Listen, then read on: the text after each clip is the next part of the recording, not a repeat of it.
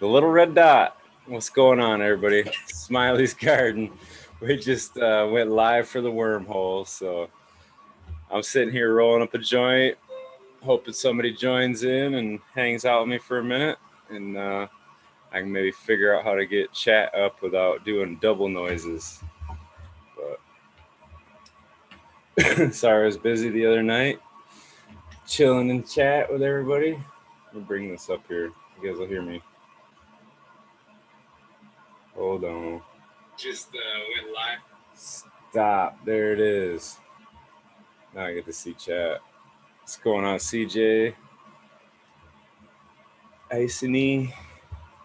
How you guys doing? Hope everybody had a good week. It's fucking Saturday night. Chill and hang out. Or I guess it's Sunday morning now. 2:20. I'm a little behind on this one. We'll get to fire them up. What's going on, Blind Cat 420? Cheers, y'all. Johnny Canner Cedar.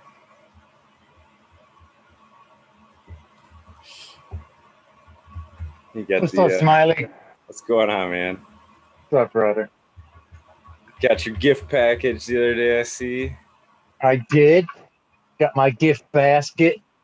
Should keep you busy for a minute, right? Like, oh my God, that's crazy. That's crazy. Yes. Yeah, that'll definitely keep me busy for a couple of minutes.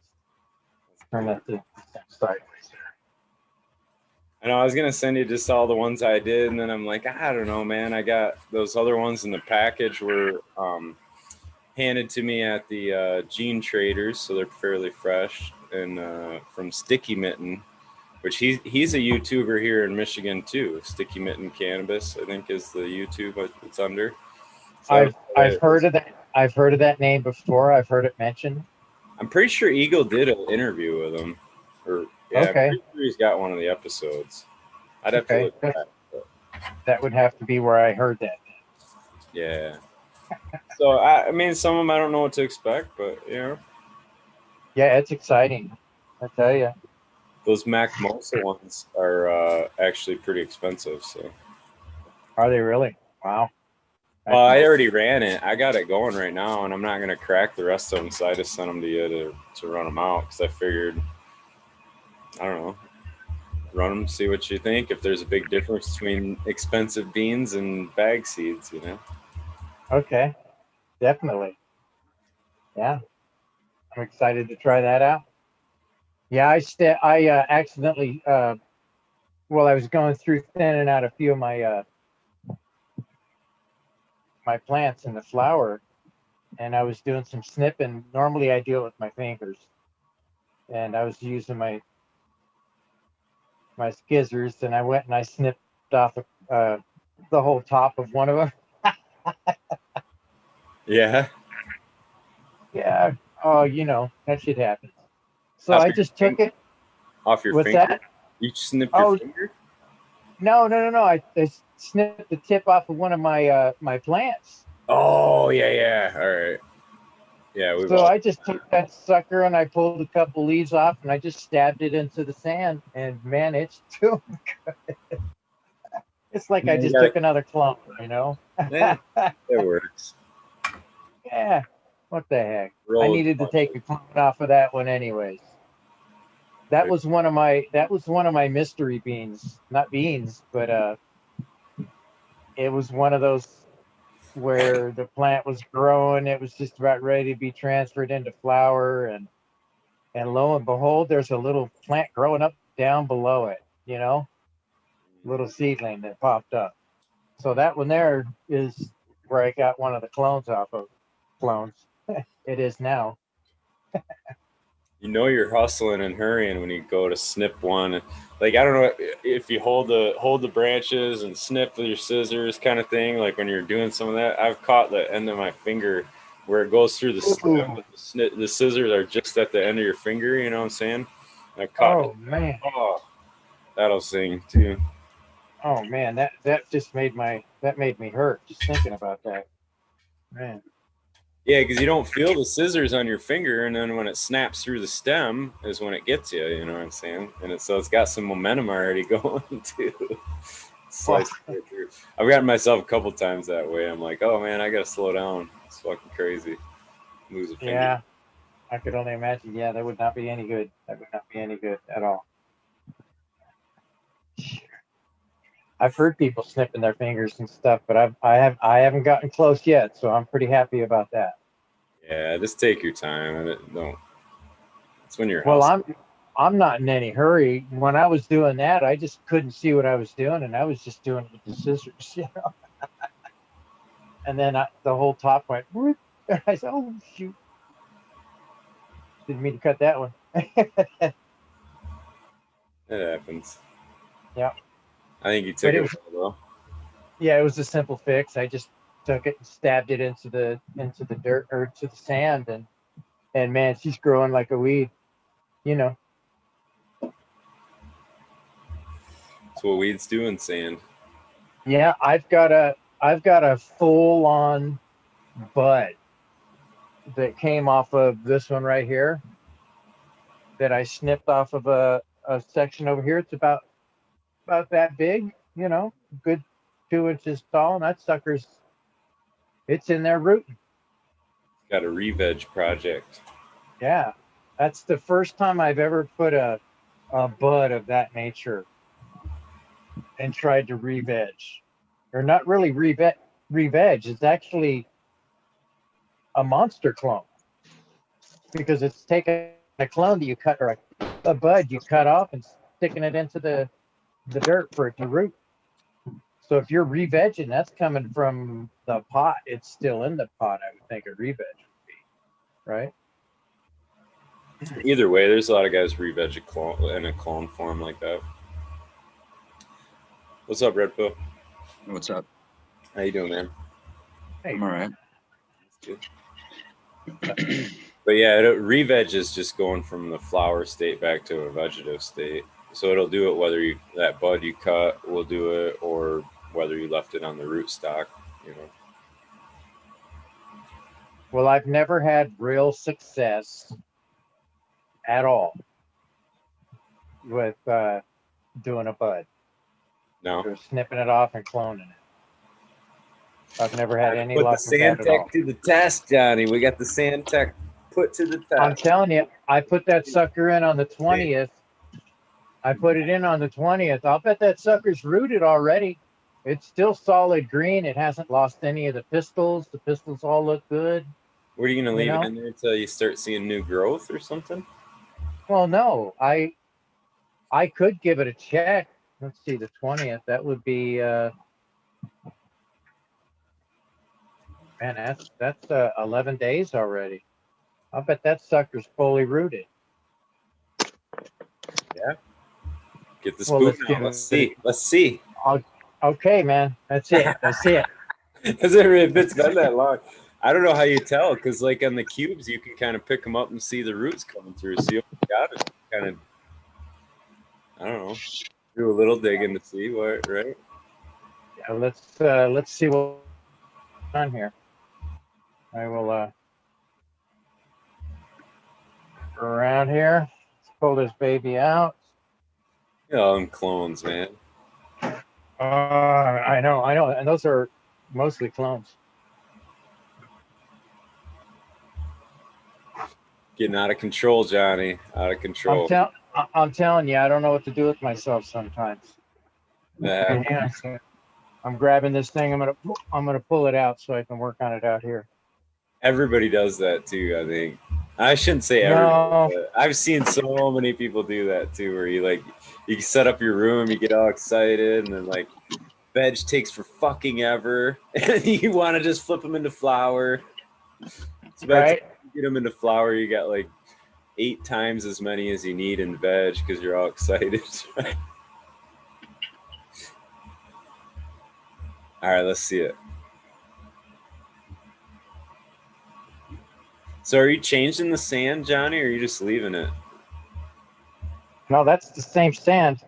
Well, it hasn't rooted yet, but it still looks solid. You know what I'm saying? It hasn't rooted yet, but she still looks major green. You know what I'm saying? Yeah. So there's still a chance. Still a chance. I like it, man.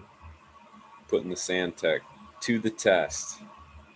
Never before That's what I'm has saying. Johnny accomplished this. So if it does work, we know it's something. That'll be a feat, you know. Yeah. But I've already got a couple of beans that have popped up already. There's one right there, one right here, and that's one that I just stuck in there. It'll root up. Oh goodness! I like it. So you're popping seeds. And yeah, and this one here is in the original. I mean, that's the outside dirt, you know, the sand from outside. And it's got one bean that popped in it so far. None of the other ones did. So that's interesting. We'll see how it goes. And then not only that, I put some of my 80s and 90s beans in there just to see if they would even do anything. You know what I'm saying? Yeah. Because it's supposed to be that kind of a wild type of a nutrient type of soil. So put this crap back in there. Fingers crossed, man. That's what I'm saying.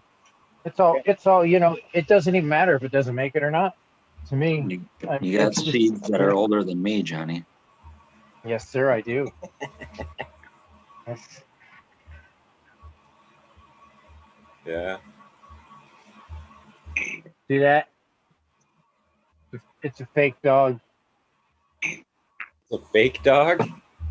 A fake dog. What's the point of that?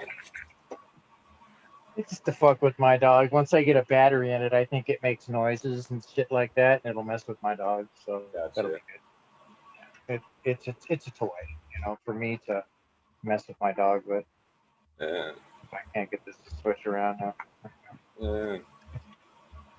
It was a pretty cool afternoon, man. I was getting some stuff done around outside. I sifted some compost, and then Big Jar grows, and his wife was out this side of the state because of tulip time or whatever. So they stopped by and had dinner with us. So that was kind of cool, hanging out. Oh man, that's awesome. Yeah. Right on. Sounds like a great day. Yeah, it is. It was a good day. Anytime you get to spend with friends is a great day. That's my thought. Most definitely. Yeah, so I'm trying something new. Mr. B's green trees. Oh yeah, I like the Mr. Yeah, this here was sent to me by Miranda Family Farms. He sent this to me, and he said, since you like testing stuff, he said, test this out for me. So well, I cracked it open. What is the NPK rating on it? They got like 3-4 different ones. 744 growth. There you go. Yeah. They got a bloom one too, I think, that's like higher in the NP, the P. Yeah, so lower in the N. So it's a little sample pack, you know, it's not real big, but I think I'll be able to get probably maybe 10 to 12 gallons worth of solution out of it. I'm thinking. Well, you'll just top dress that right on the top, like a quarter cup of that on each pot, probably. What size pots? You're in them 5-gallon buckets? Well, it says here if you wanted to do, what is it? You add 2 tablespoons to a gallon of water. Oh, you put it right in the water? Yeah, that's what this here said to do. So I went ahead and did that. Put it right in the water, shook the crap out of it, you know, agitated it up, you know. Yeah. Did that about 3-4 times, and then after that, I slurried it, and then I poured it into my container and watered my plants with it. So I went through all of my veg with. Well, I made 3 gallons worth, and I fed my veg basically. All right. Yeah, I thought it was like a pre-made amendment mix where you would just top dress, kind of like the BioLive or well, it does have that. Gaia Green's the other one, you know. Yeah, it has that in there that you can do it like that. Okay. But I figured it would go further if I did it this way. I'd be able to spread it out to my plants. You know what I'm thinking? Yeah. You know, I'm always trying to look for the best way to go about making something. Yeah. No. as cheap as possible. No, you can definitely spread it out further that way. I think what I was getting at is it'd be kind of cool to just put it on a couple of the pots, mark them so you know which pots they were, and then do your normal thing on the other pots so that way you can kind of see. Oh, you know what? That would have been a better way to go about it. That would have, yeah. But either way, sure it helps. But I already doused all of my my veg anyways, so it's already got a feeding of it. So do they like it or not like it? Oh, well, they haven't said anything yet. I just did it this afternoon. Okay. Yeah, they're still just soaking it up right now, getting it into them. Yeah, I went around and did me a bunch of deleafing earlier to clean it up so it'd be a little bit less foliage in my flower tent. I took a bunch of that crap out. Does that have humic acid in it? Does it say? I think I remember reading. Derived from this time? Yeah. Get my other glasses to read. Okay, it says seabird guana, fish meal, kelp meal, bat guana, fishbone meal, rock phosphate, blood meal, langbonite, ferrous sulfate, dolomite, mean meal, that's good stuff. Sulfate of potash, oyster shell, feather meal, green sand. Hey, that's cool. Volcanic ash, glacier rock dust with microbial or mycorrhiza and humic acid. Humic acid is the last ingredient. It does have humic acid in it. That's cool. That and it's all powderized. Yeah, it's like chunks in it. Yeah, it's very powderized. You know, it just I don't know if you can see that. I'm just wondering, like, I don't think it's going to be water soluble, so you have to shake it real well to get all the. Oh, I shook the heck out of it. Okay. You know, I was thinking, you know, because it does look like it's got the rock dust and stuff like that in there. You can see the crushed rock and whatnot. You know, so obviously that's not going to dissolve. Right. Yeah, it's not going to be water soluble and like. Right. But I was able to. Like some of the stuff in there will though, so that's what you got to kind of think about a little bit when like some of them crazy tea things. Like you can get a bunch of stuff. Like the bat guano is pretty soluble usually. Yeah, I would think the fish meal, the kelp meal, and the seabird guana. That's going to change whatever NPK that is, you know, versus whatever it is just mixed up there, and then you mix it in water. It's totally different because all those different things have different solubilities of water. Yeah. Oh, I have no idea how to measure it. Like I was trying to think, like, what is it based on? Like a veg newt or a bloom newt, but that seems like an all-around thing that you could mix in a like super soil or something. Yeah. I would say this would be more of a veg type of a mix. Yeah, with the 7 on the nitrogen. 744. But what happens if you, like we're saying, if you solubilize it, if it's high phosphorus bat guano, whatever, then that could change the NPK ratio of it. You might not have 7. I'll have to ask the plant. But it's soluble when you water too, though. You know what I mean? If you top dressed it and watered it in, it's still becoming soluble. Yeah, but I'm like wondering what's the most soluble compared to what's the least soluble. Is the most soluble thing something that isn't high in nitrogen versus like that? Well, the green sand is, I think, potassium, but that's like the lowest solubility thing that I think I heard on the list. Yeah. Well, there's too. Rock dust in there too. Yeah, none of them are going to be soluble. So that's the thing about rock dust, depending on what it is. There's like glacier rock dust. There's the green sand. I would think that the rock phosphate would not be a very. I think it's called C90. Anyone ever use that? Yeah, I do. Yeah. What is that? I think it's derived from the Sea of Cortez, but it's like salt deposits, like we talked about, where tides recede, and yeah, the product is called C90, and the 90, well, the C is because it comes from the sea. The 90 is because supposedly it has all 90 trace minerals that plants and animals need. Where like I don't know exactly, but I think like kelp has like 77, and like rock dust has like 78. I think they're both missing a tiny bit of what the C90 has. Yeah. But you're basically like making diluted seawater when you mix that. It is highly water soluble because that's where it came from, but now you're basically feeding seawater to your plants. Yeah, it's definitely one that I don't think you want to do a ton of, but it's helpful on occasion. Some guys foliar it. I haven't done that. Josh Rutherford was talking about that, where he mixed P90 with full power and did a foliar, and that was like a supercharged kind of thing. I haven't had the chance to try it yet though. So, but you see my gnome? Yeah, that's cool. I got to drill this out and put a joint right here. Yeah, there you go. And instead of having that, it's got some sort of a cigarette or a cigar or something like that.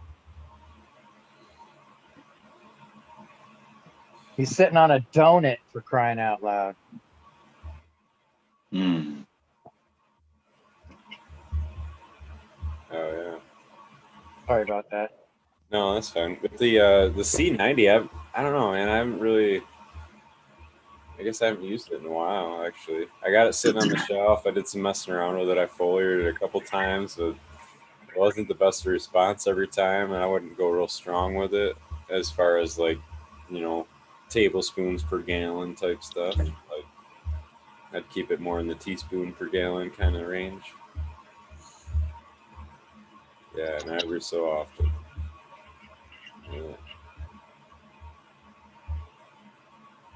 I don't know the effect that it would have on like some of the biology, but it is pretty cool. There's a lot of historical information and knowledge about, in and around like Egypt, where they would direct the Nile River to like flood their fields. Mm.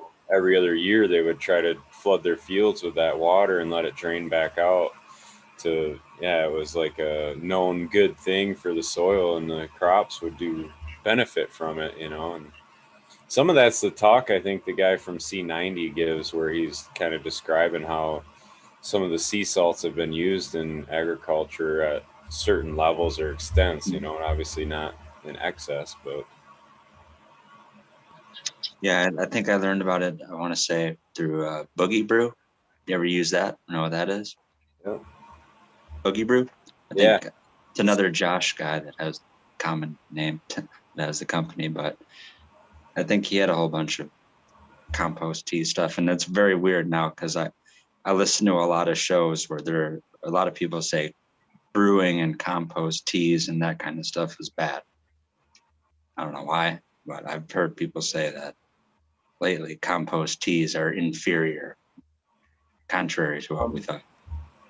No, it's never been contrary to what we thought. It was always taken out of context is what I think was the big deal. So, the idea that we can just add 3 tablespoons of molasses per gallon to a compost tea is where some of those things get taken out of context, where like an actual tablespoon of molasses is enough to brew 1,000 gallons of water, so. Okay. Sometimes that's where like the idea of what the fuck we're doing kind of but I think we get the moron attitude where oh shit they said that much, I'm gonna add this much because it's got where I think about that though is with KNF and the plant ferments that you use brown sugar for, because that's a sugar, that's a carbohydrate, and not only are you like macerating the plant material and coating it in the brown sugar, but then you have a brown sugar layer on top, and when all that fucking does its thing, it's like honey. It's got to be like 50% or more straight up carbs plus whatever it was in the plant that you were trying to ferment. But how much carbs are we doing when you're doing heavy KNF feedings? Everything's fermented with carbs, right? Every feeding, carbs. Yeah. I mean, that's the I guess the debate against the KNF thing, but to the note on the side of KNF, I mean, you're mixing that at 1,000 to 1.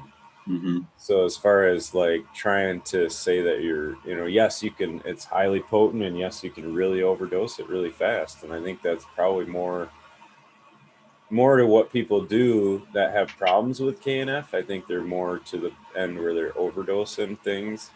And I think the people that stay more true to the simplistic nature of it, of just applying these at certain key times, and you know what I'm saying? And like, it's not a big shift from a lot of the other natural farming stuff, to have this, there's just a time and a place to use them, you know what I'm saying? And I think that's where I see a lot of that. Like, if people have problems or don't like this about it or whatever, it's almost like, yeah, but if it's used appropriately, it should be good. I mean, there's people that are having success with it. So the very first theory I had on that was making a plant ferment from cannabis, but finding varieties. Like if you're someone that starts a lot of seeds, or is doing pheno hunts, or has availability to get a whole bunch of different clones, and you got every grow you're growing 10, 20, 30 different varieties, and you find ones that are really low susceptibility to bugs or mildew or mold or insects or predators and that kind of thing. I always thought those are the plants you want to make the ferments out of, and spray the more vulnerable ones with it. Because so you'd be passing on those traits to the next one too. Well, my idea came from this, and I didn't even know there was people doing KNF. I heard about this on a podcast, and then I learned about KNF in the same day, and I thought, I wonder if the two things are related. But this has to do with like hippie science. But supposedly you can gain a immunity to poison ivy and poison oak and that kind of shit if you have goats that tolerate eating those, like the little saplings and shoots that are the most irritating if you rub up against. Supposedly there's goats that can eat it and digest it fine, and whatever squeamish alert, but fucking if you drink the goat's piss after ingesting those poison ivies and poison oaks, supposedly now you have immunities to poison oak and poison ivy. You can tolerate rubbing against it. But you had to drink a goat's piss. I mean, you kind of lost me at that part. Sorry, guys. Yeah. Now I gotta say something about that too. Now, who was the first guy to do that? What if I drink the goat's piss? That's the story supposedly at how they discovered the Bacillus subtilis or whatever was the fucking. I forget what war or whatever, but the story was like our soldiers were over in Afghanistan or over in the desert areas, and they were getting sick from drinking the water over there. And they noticed that like the local soldiers that were helping them weren't getting sick. So then they started watching them one night, and they figured out the guys were eating the camel turd or whatever. Oh. They'd eat a fresh camel turd, just one little nugget. You know what I mean? And fucking that made that fucking Smiley, can I jump in on this one? Yeah. I just actually heard this story. Right out of nowhere you go. I just actually heard this story, to be honest with you. And they weren't actually eating the shit from what I heard. It was them loving on the camels. The camels were getting it was transferred from them loving on their camels, basically, and the camels licking their ass, and then the camel would turn around and lick them on their nose, is how it was transferred. It wasn't them eating, it was them licking on them is how it was being transferred. I could be wrong, but I just heard they just thought it was funny to trick the American soldiers into eating the turd, actually. So that was the inside. Oh yeah, that's what I was wary of. Is as I was saying that, I'm like, no, this is a prank. This is a prank to get you to drink goat piss. Don't do it. It's It's a snipe hunt, man. Don't do it. It's a snipe hunt. Yeah, he's like, hey, they're watching us. Let's act like we're eating camel shit. Right? Yeah, that's what I was thinking, man. It's the first time they were fucking mocking them. It's funny shit. Well, the Colombians did that to us too, man. Like back in the day, there was what is it, the Colombian Missile Crisis and all that, right? In like the 70s and shit. And the fucking and the Colombians, like the Americans, I remember that. Spies over there. Like we sent CIA operatives over to Colombia to like, you know, be spies like us or whatever, right? The fucking Colombians knew they were there the whole time. So they just like pandered to them and were like giving them fake info and shit and sending them to different places.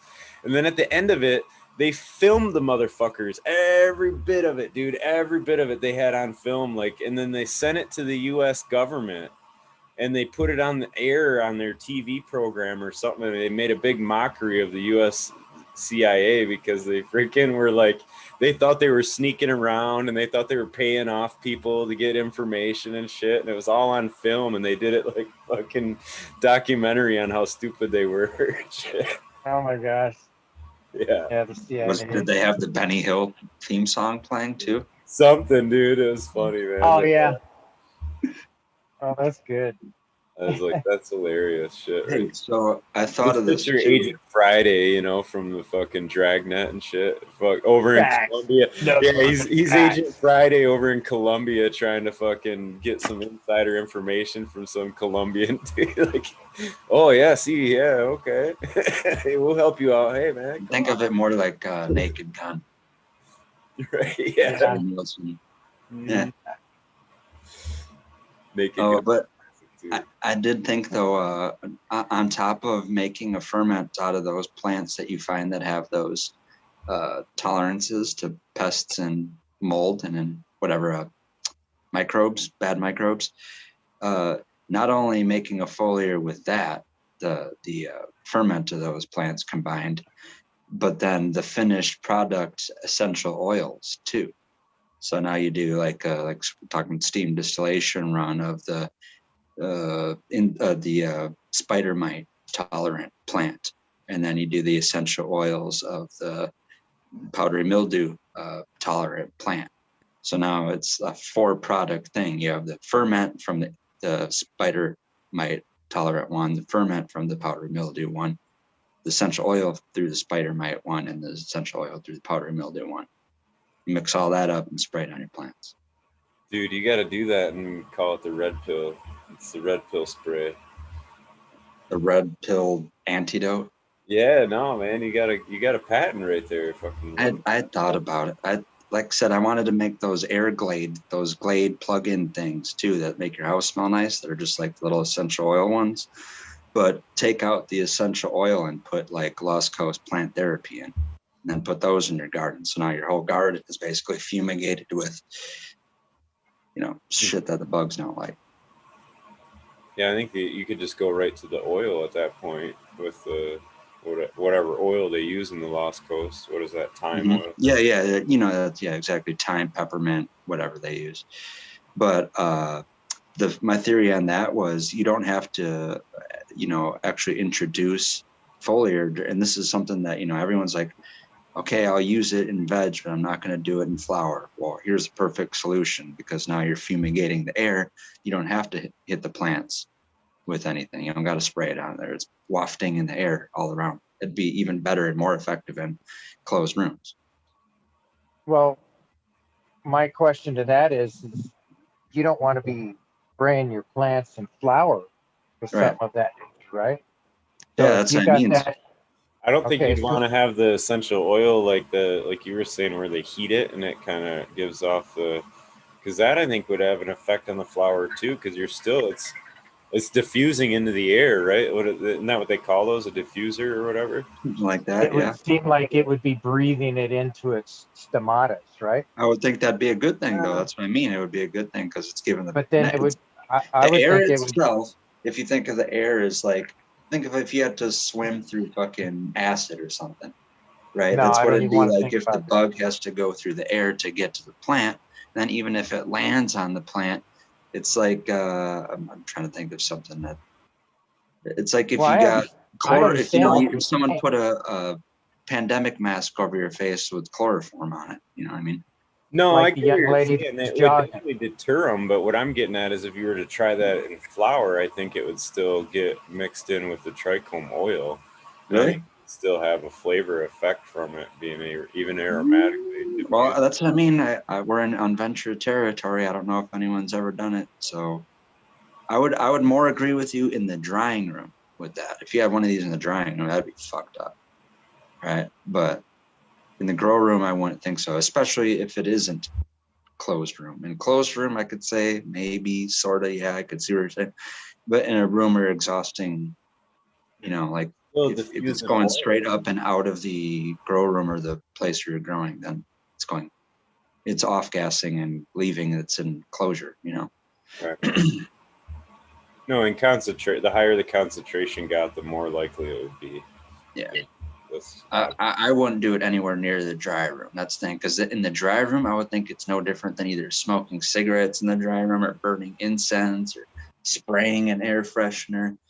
That'd be fucked up. But in the plants, like I said, even if it does go in the stomata, it also transpires out too. So in and out it goes.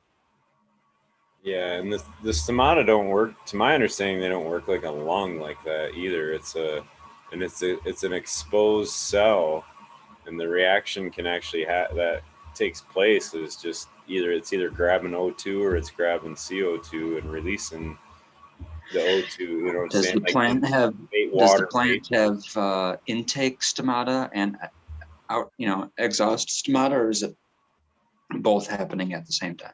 It's happening simultaneously. So the plant, the stomata of the plant, to my understanding, it's always like in a dichotomy or a balance, right, with controlling moisture loss and having access to CO2, at least in a C3 plant, which is what cannabis is. So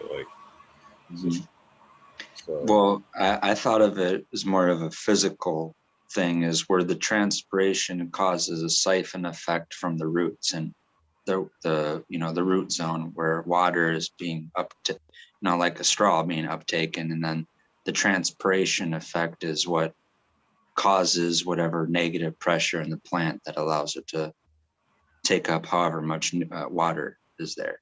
That's what causes the amount, however many times you got to feed or water your plant per day. That's the bulk flow of it, but it's still trying to balance that with controlling the leaf temperature and controlling the ability to do photosynthesis. Because if it's running short on its water source, there's a pressure, a tension to the water. That's how those meters work, like the Blue Mont meters or whatever.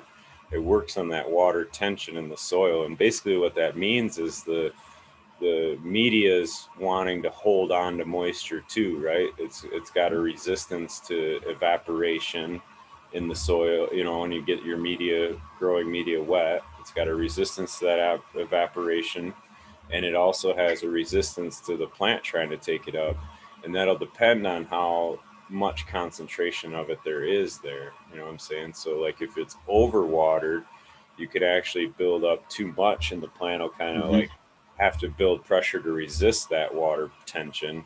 And then if it gets too dry, the plant will actually have to build. So like what you were talking about, that transpiration, that evaporation that's happening, and that's actually causing a chain link reaction between all the hydrogen bonds in that water. And it's not exactly like a straw, because it still has to go through all the cell membranes, and it goes through what's called aquaporin, and there's like bulk flow. So there's pathways that it can go, but it's not exactly like a straw, to my understanding, you know what I mean? And that's like the majority of it as far as like bulk flow. But there's an actual tension. There's a pressure that hydrogen bond can have as it's going up that column, like what you're talking. So if the soil media is too dry, then that tension or that pressure has to be a lot greater to be able to try to gain some of the moisture that's in the soil. Yeah. So what the plant will do in a response when that starts to dry is it'll start to close the stomata down, because it doesn't want to have like so much tension there.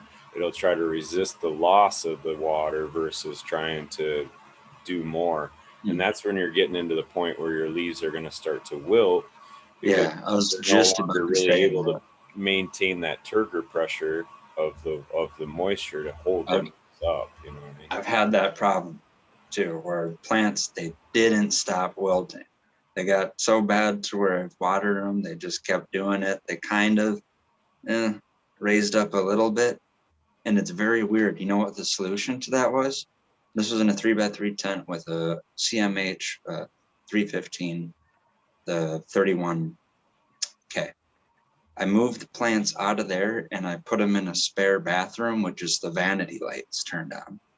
And like 2 to 4 days later, they perked up and were perfectly fine again. That's cool. Weird. What do you think that was? The photosynthesis, like I said, driving whatever that effect is. I was beating the plants with too much light while letting them dry out too much. Okay. That would be my guess based on what Smiley just said, unless I got it wrong. No, that's right. So do you think it's kind of like the weather? The plant reacts kind of like barometrically pressure or driven? No, I mean, you're talking about the pressure in the soil and the plant's fully in control of that. I'm just talking in the physical properties of the hydrogen bond in water. That's all. Like, it's straight up. Oh, I was going to ask, you ever hear about that Orson water then? The Orson water? Yeah, it's like that, whatever, fourth state of water or whatever. Oh, easy water, yeah. They changed some molecular, I don't know, they, like I said, with mixed, supposedly the molecules in water form parallel lines or something like that. Well, it's called an exclusion zone, and there's a particular reaction they noticed at the surface. So like when you put a droplet of water on a surface and it's hydrophobic, it'll have a droplet form, and if it's hydrophilic, it'll like kind of like dissipate evenly across that surface or whatever. And those are some of the differences in the tension there. But what they noticed with the infrared, that there was a zone of water that was like at the contact point of that material, and it would actually form its molecular structure in a little bit different way, because like I don't know, water's really weird because like there's the oxygen and then the two, so like H2O, right? 2 hydrogens and 1 oxygen. But if you can picture it, the oxygen's way bigger like that, and then the hydrogens are little teeny things like this. But the oxygen has 8 spots where it can make bonds, 6 or 8. I might have that wrong. But when the hydrogens form in such a way that they're at like 130-degree angle from each other. So it's almost like, you know what I'm saying? It's almost like a spaceship kind of looking shape to that structure. And then the other hydrogen bonds can shapes. Yeah, so like that oxygen is open to bind with other things. That's what makes water a lot of the solvent that it is. I keep failing to send it out. When we talked about something like this a while back, I brought up heavy water, and I didn't know if you sent or if you had seen all these videos that I was going to send you a link to. But the same person that does the video, he uses, it's kind of funny, but he uses dog toys, like dog chew toys, as examples of what molecules and certain things look like. And he did find one where it's like 1 big oxygen atom, 2 little hydrogen atoms. And he's like, this is pretty much what oxygen represents, or a good way to represent oxygen, or water molecule. Well, and the particle size there is like what we don't grasp, or I didn't anyway either. You know, like the oxygen's a lot bigger and hydrogen's way smaller, and like just, I don't know, like there's 1 billion water molecules in one single cell. You know, so like just to kind of get your head around some of the size differences there, it's like crazy to think, you know. I don't know. But there is some thought to the idea of structuring water, most definitely. And I don't know, some people that kind of talk negatively about it, I think, are just closed-minded. They're not trying to be open-minded at all, because there's most definitely anomalies about water that science does not fucking explain.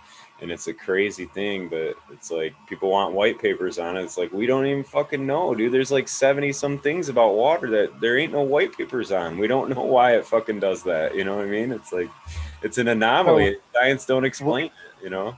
When you were talking about that barrier between, that little thin barrier, do you think that little barrier is like the communication barrier? So it reacts to what other substance might be on the other side of that barrier, and creates that kind of communication so that it can start to work. There's a lot that we don't know about it, but it's like basically the molecules are forming similar pattern to what they would do in an ice cube, and it's not a liquid or a solid. They describe it more as like a gel type of that's why they call it the fourth phase of water. But it's called the easy water because it's called exclusion zone. And what they're finding there is that the particles that are not, the water almost purifies itself, if that's a better way to put it. It excludes out any other materials that aren't hydrogen and oxygen, basically. So if it's got calcium in that water or whatever, the cream rises to the top, and in this case, the purest water is at the top. And then they found that if they apply certain infrared light to it, which, you know, like all objects kind of emit infrared light, I guess, or a lot of stuff does, but whatever, if they emit infrared light to it, they could almost double that exclusion zone area. And some of the thought is like that's a whole new area about water that we never understood before, but it explains a lot more. Have you ever seen people harvest move around in a plant, and how, you know what I'm saying, how water and nutrients can move around in a plant in such a way? There's a lot we're still learning about that. So have they got an idea of what that exclusion zone is actually for? What does it do? You'd have to watch it, man. There's some videos on it to get your head around it a little bit more. I really don't know enough about it. Yeah, that's interesting, man. That sounds... This might sound dumb. Does it have a shelf life? I would imagine so, yeah, because they could remove the infrared light, and that doubling effect would go back down, and it would be... And I think they're talking in like microscopic kind of... Yeah. I don't think it's something you can see with your naked eye or anything like that. But it's just a total new understanding that they found as far as a fourth phase of water that we never really realized about before. And it does shift the thinking of, like, you know, just how much or how things can move around in a plant in a certain way, or how things can move, you know, like how blood moves around in us, for example. Like, you know, if I were to ask you that question, we say, well, our heart circulates the blood around, but our heart doesn't generate, like if we were trying to recreate our circulatory system, our heart is not capable of generating the pressure it takes to get blood to all the little vessels in your fingertips and in your skin. You know what I'm saying? Like all the little vessels that are all through your body. You know, they've tried that before, and the amount of pressure it would take, if the heart was building pressure and moving blood that way, the amount of pressure it would take is like, you know, 1,000 times what the heart's even capable of doing. So like our understanding of even how our circulatory system and shit is affected by that understanding of that fourth phase. So yeah, so it's that is a trip deep. Right there. It is. It's pretty deep. Yeah, yeah, that's deep. It's very deep. I would think that our just, you know, thinking as a breaking things down, I would think that your blood vessels would be part of the snake-like effect that would kind of like your intestines, how it pushes things through. You know what I'm saying? Kind of like a worm in a way, how it moves. But it's just not that way. I mean, like some of the vessels get down to like two, you know what I mean? Like there's like 2 or 3 cell wide, Yeah. And so it's like, they don't understand that part of it totally. Like, and that's how our blood gets around us, you know what I mean? So like, I don't know. I used to love Rugrats and Magic School Bus when they would animate. They would shrink themselves down and go into go into the blood, go into the bodies. Yeah. I don't know how accurate that shit was, but it sure was entertaining. So Johnny, you probably remember that movie in the 80s where they Inner Space, wasn't it? Inner Space, was that the movie where he shrunk and he had to, they injected him in somebody or something and he was floating around the body and he was gonna do kind of repair. He was taking out a cancer tumor or something like that. We had Osmosis Jones, like I said, Magic School Bus, Rugrats, probably some more did other things like that. It's a repeating theme, you know, there's no originality in Hollywood. Yeah, it seemed very scientific, very like outer space, you know, that movie. Right. Yeah. There you go, Patrick. It was pretty crazy. Yeah. I seen a movie when I was younger called Phase 4. And gosh, man, I was probably I must have been about 11, 12 years old at that time. But this movie was about ants and how ants were able to build things that were affecting the scientists. And I think this was down in Africa or something like that. And they were studying the ants, and the ants were building like really, really smooth sides to an anthill. And it would literally hit the sun would hit it at a certain angle, and it would shoot right at the laboratory that all the scientists were in. It started heating up the building. They couldn't figure out why the building was getting hot. They went outside and found all this stuff built up. And yeah, it was a wild movie. It ended up being where they wanted one of the female scientists to go down and be their queen. Was it Sigourney Weaver? Boy, you know, I don't know. It probably was back in that. If it was made in the 80s, of course it was Sigourney Weaver. Yeah. I don't know. It could have been a younger woman of her, you know. I don't remember. I was more interested in the girl that I went to the movie with. You were holding her hand, eating those fucking juju beans. Oh yeah, I was holding her hand all right. He was holding the popcorn box in his lap, hoping she'd reach down to the bottom. How come there's a hole down there?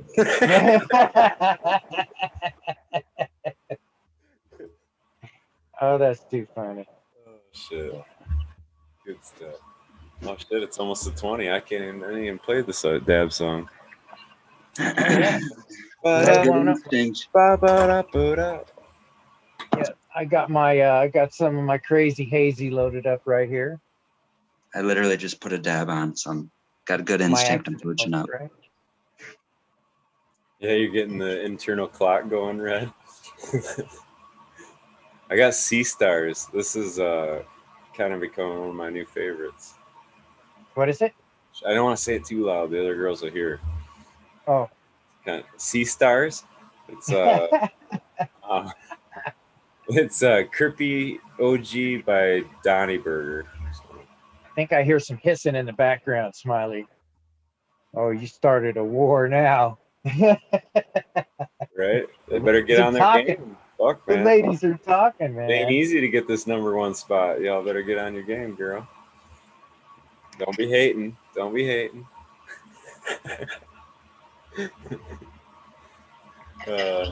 So true though, dude. You gotta have them on their toes. You know, there's no off weeks.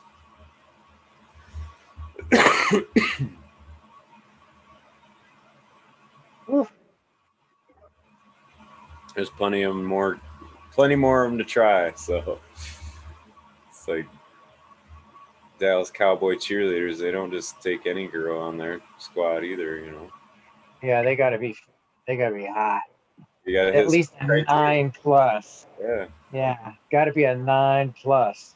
Don't want no give them a bunch of freaking bullshit 9. either. You can't be a fucking diva and whatever. You gotta be a team player and get out there and do the thing, and you know. Be willing to get on your knees. I didn't say all that, but I'm just. Well, you know, you're taking the metaphor wrong way there, Doug. No, I wasn't talking about that. There.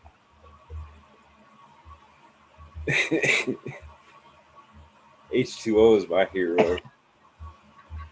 H2O. Yeah. Comes in to save the day.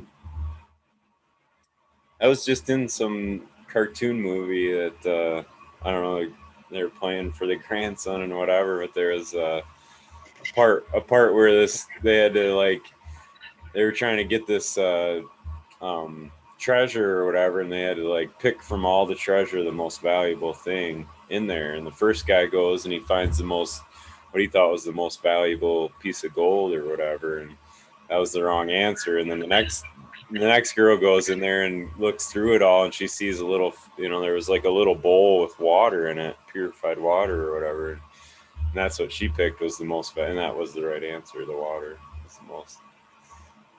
All the gold in the world ain't gonna keep you alive, man. Fuck. Right? You need that water. Yeah.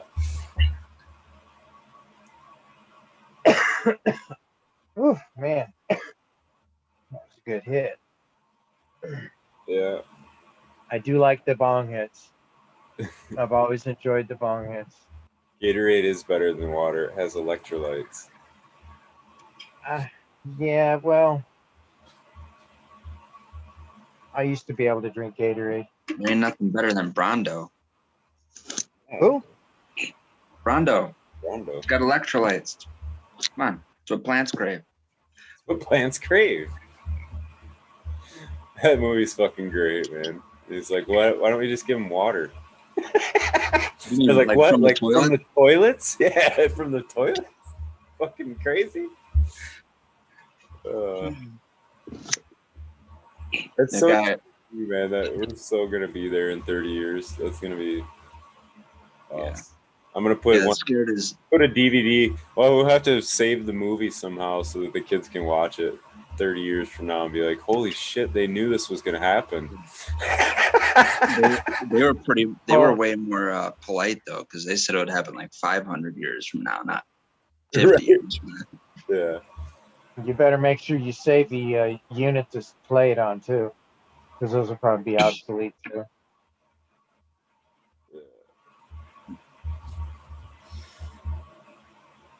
I remember the 8-tracks, man.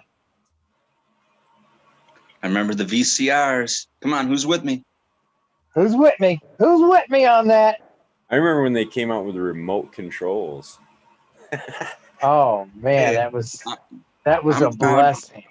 I'm proud to say I got raised in a household with one of those big old wooden TVs, big old box. Oh yeah, you sat on them? Yeah. Were you the remote control? Get up there and change that channel. I was always scared because there was a button that you would press and it would fuck up and malfunction. It would have to go through like all 99 channels to get back to 3. And did you have to stand in a certain way holding one of the antenna, the bunny ears? Well, that was a different one. That was one with those. Because the TV's not going to come in. That one I had was a lot. I'm tired. Shut up. It was back when you could actually like slap a television. Like all electronics then were made so like when they start fucking up, you just slap it and it starts working again. What the hell happened to that? Yeah, my mom's remote control had a switch at the end of it, but it was from the tree outside. The Nintendo, you could fix it by pulling the cartridge out and blowing in it a bunch of times. Not sure what that did, but it fucking worked, man. Take the eyeglass cleaner, that little soft, like little cloth, and rub the fucking PlayStation disc with that. Little circle, all the time. No doubt. All that good technology. Be kind, rewind.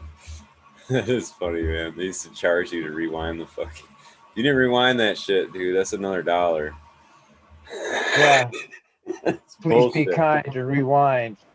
But back before that was a thing, people would fucking return them, and then you'd rent the video, and you'd have to rewind the son of a bitch to watch it. You know. You know what's funny, Smiley? You know what's funny? I opened up a box a couple of months back. Didn't know what the heck was inside this box. Opened it up. I pulled out something that looked like a car, and I go, "Oh, no way!" You know what it was? Oh yeah, I know exactly what it was. It was a rewinder. It was a rewinder machine for VCRs, and I looked at that, and I started laughing so hard I couldn't believe that I still had one. Yeah. Oh man. That is funny shit.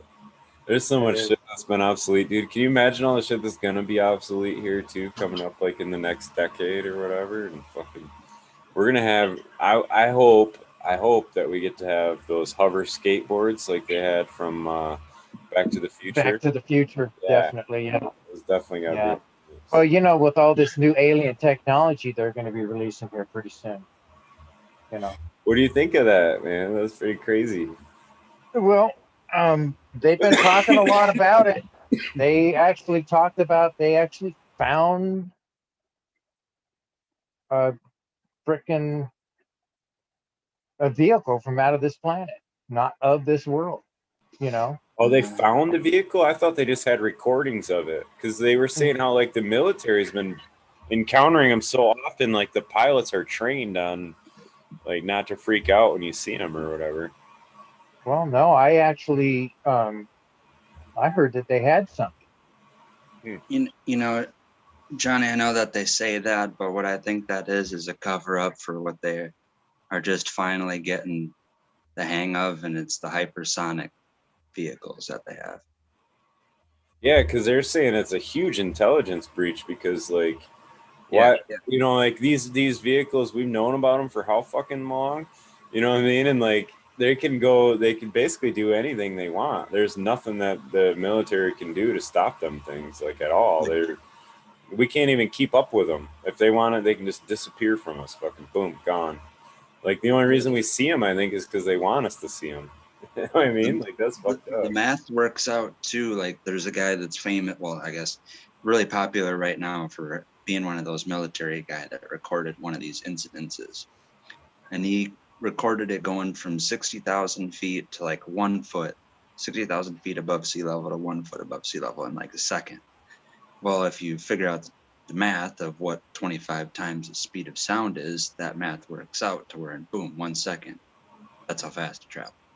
Yeah. So it still, I think, is earthly technology. But there's no way a human could withstand the G-forces on that. No, that's what I mean. Yeah. You know what I'm saying? We could talk about they had drone technology since the 60s. They could fly airplanes with drones since the 60s. Well, heck, Tesla made a drone, a boat drone. I mean, he has the first patent for radio, like control of he did it, I think, with a little boat.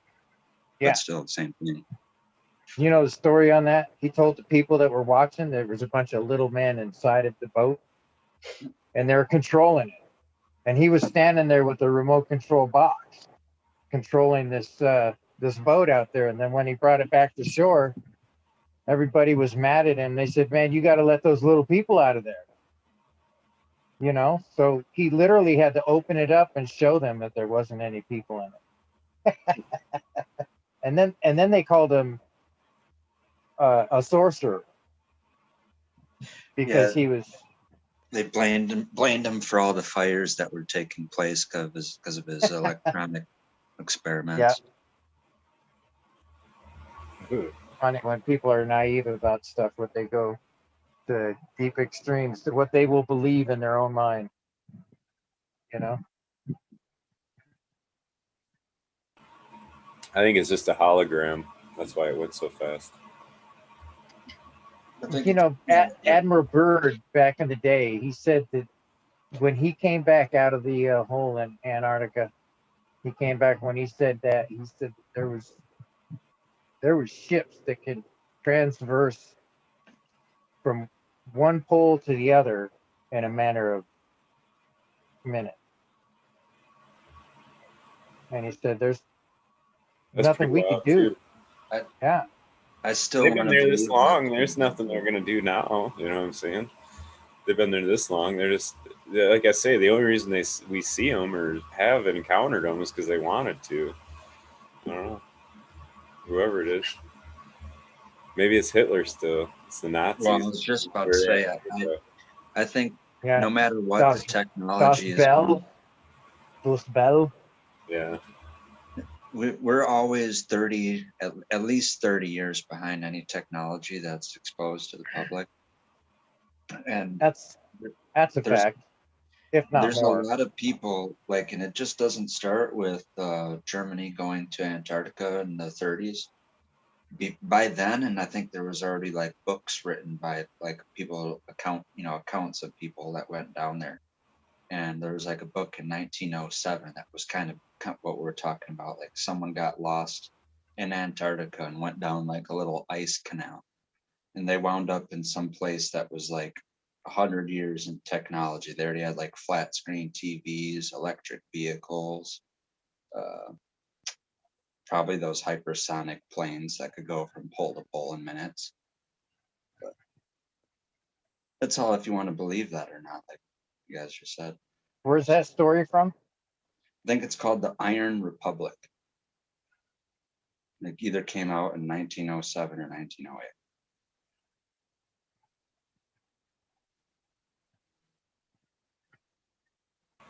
I do think that's a really wild account, though, the Admiral Byrd. That's just a pretty anomalous story. Like, he either is a ball-faced fucking liar, like they kind of made him out to be, or that's a really, because he's the only person that's been over both poles, right? Isn't it? Like, yep.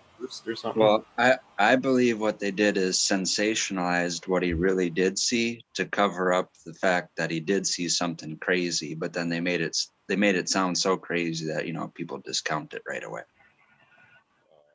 But one thing that he probably did video say footage, didn't they? Wasn't it? I mean, he talks about it. He says one thing that, I mean, like, that's probably where he said too much and the reason why they had to say that he saw crazy shit, because he did tell people that they know that they have resources there for like the next 100 years in like oil, coal, and uranium. And he said that there's a place in Antarctica, there's a spot in Antarctica that's not frozen, and it's as big as the entire 48 states. It's just this big chunk in the middle of Antarctica that's not frozen. And then if you look on Google, I'm going down the Antarctica rabbit hole. Wormhole. Yeah. If you look on Antarctica on Google Earth, I think I've seen that blurry spot. Yeah, it's all whited out. And check this out. If you look at, and this changed in the past, like maybe I want to say recently, like maybe 5 or 10 years, they're erasing history of all the mountains in Antarctica. The mountain range is actually called like the Rockefeller Mountains. It's either Rothschilds or Rockefellers. I always get those two mixed up. But what you won't find out is Antarctica has the most mountain peaks over 20,000 feet elevation out of any other continent. That's really hard to find history of. But I talked to someone about it. This was years ago, and we were going down this wormhole, and we were talking about it.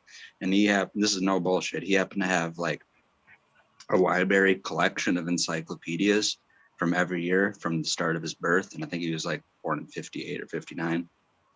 But he straight up pulled like the 1961 encyclopedia out about Antarctica. And it had all those maps and all those landscapes and mountain peaks planted and named and all that shit. And descriptions. Really? Yeah. And you go look on Google Earth right now or just try to find history about that. It's pretty damn hard to.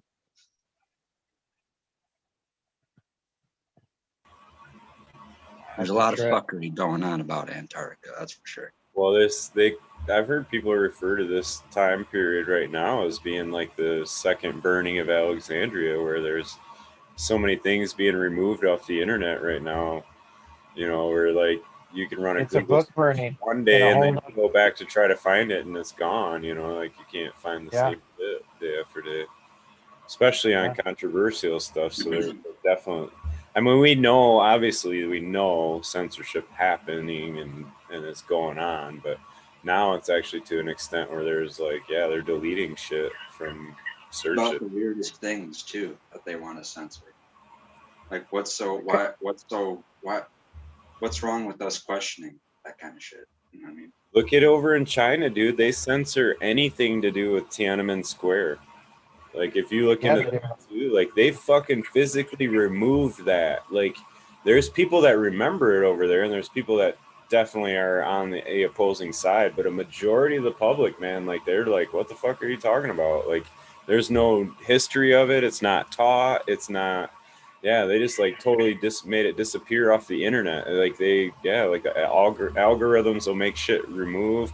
Like they figured out people that were trying to keep the memory alive were like using coded wording and shit like that to try to link articles, and they're totally like removing that, you know, because that's a big embarrassing thing to the Chinese government, right? They fucking mowed down their people with tanks, you know what I mean? Like, gotta say face. Sorry, Johnny, my bad. Go ahead. Oh no, I was just commenting on that. They got to save face. That's the way they go about things. They hide shit. They lie. You know. I was gonna say about the censorship in the last 8 years. I don't know the exact total of liked videos that I've had, but I think over 1,000 of them have gotten removed or made private. Crazy. Yeah. But we're headed that way too, though. Like if you look at it, man, they can just fucking remove shit off from platforms, and they can, you know what I mean? Like they don't like what you said, they boom, you're done. You know what I mean? Your shit's all fucking gone. Your profile, all that shit. Like they don't give a fuck. You know, like lately they're kind of, in my opinion, when they shut the president down, they were pretty much fucking showing their hand as being like, fuck you. They were letting you know. I don't give a fuck who you voted in as president. We're shutting his ass down. You know what I mean? Yeah. Like, this is what we're doing. Yeah, there's some truth to that. That's some bullshit. Yeah. Yeah, I didn't understand that. That was just, this means that. And don't get me wrong. I don't think he should have been on there in the first place. I'm not agreeing that he should have been on fucking all that shit. I think that was wrong of him, but that's just me personally. I don't think you should be in day-to-day knowledge of, like you shouldn't have your fingers at that reach to the public when you're at that side of sensitive information. You know what I'm saying? Like army generals and whatever high ranking top secret people aren't, you know what I'm saying? They shouldn't be on fucking TikTok and Twitter and shit. You know what I'm saying? That's what top secret means. You fucking left your phone outside, bro. Like you ain't taking pictures of this shit, you know? Yeah, that's right. Yeah. Yeah, especially just the phone itself is the most privacy intrusive thing that exists on Earth, probably. It is too, yeah. And if you don't think that's listening to you, start talking about some off the wall fucking thing you never talk about. Like, I don't know. You can't even say that. A new rubber ball. I want a red rubber ball. And next thing you know, you got advertisements pop up. You will get an ad on your fucking phone for a red rubber ball. Smiley, I swear to God, same thing happened to me. We were talking about compost containers a little while back. Remember, I was talking about getting me a larger compost container or something that's. Yeah. I'm getting ads like that all the time. Yeah. I have too. I do. They listen, man. It's fucking. I'm surprised I don't get enough cannabis ads from it though. Last summer, I went through a little kick of watching old 007 movies. And then I went on even more of a tangent where I was like, I want to get the same watch that 007 has. And I was talking, surrounded by Keith, and this was in a private Google Hangout, it's called. Not live or on anything. And I was telling him that. I'm like, I want to get the same watch that 007 has. And then we, whatever, carry on the conversation and the call. next time I open up Instagram and I scroll down, the first sponsored ad or whatever is for watches. And I never get those first, obviously the first time, I'm not a watch fiend or whatever. It's the very first thing or time that crossed my mind, and I talked about it one time, and then Instagram was listening. And that's exactly where I got my ad too, is on Instagram. Yeah. Because that's where I spend majority of my time is on Instagram, either that or on this, so I would understand how they would hit me up on that matter of fact in that avenue. Chicha said her phone was right next to her computer. Thanks a lot. You got to screenshot those ads, Chicha, and post them on Instagram tomorrow. I see this red rubber ball fucking ad popping up. Because no way. Seriously, we're looking for one. You know what I mean? You were seriously interested in buying a red rubber ball. I remember you saying that, Chicha. You guys are gonna make me go get my dog's chew toy, because what is it? A red rubber ball. And I just got a brand new red rubber ball out of the drawer for my dog just the other day. Yeah. It's funny shit, man. I don't know where to go from the red rubber ball, though. I don't either, man. It just bounced me right out. We just hit that wormhole trampoline right there. Glad you guys are all looking at that one. All right. Yeah, that squirreled me there. That did me in. Oh, Eagle's not even on no more. Eagle's got to use that wheel, the topic wheel. He was gonna have a wheel for when it got all silent and you could spin it and there'd be like 5 or 6 seconds. All right. What do you guys do about Okay, well let's go back to Antarctica, because I like that one. I like that subject. I don't. There's so much unknown about it, and it makes me anxiety. It gives me anxiety. Okay, well let's talk about it a little more so you don't have as much anxiety. All right. So, you know that old map, the Perry's map or whatever that was, that's actually shows the actual land, greenage, mountain peaks, the mountain ranges. It shows rivers. It shows inlets, outlets in the ocean. And it shows ships around it in different locations. Like that's where they would be going to do commerce.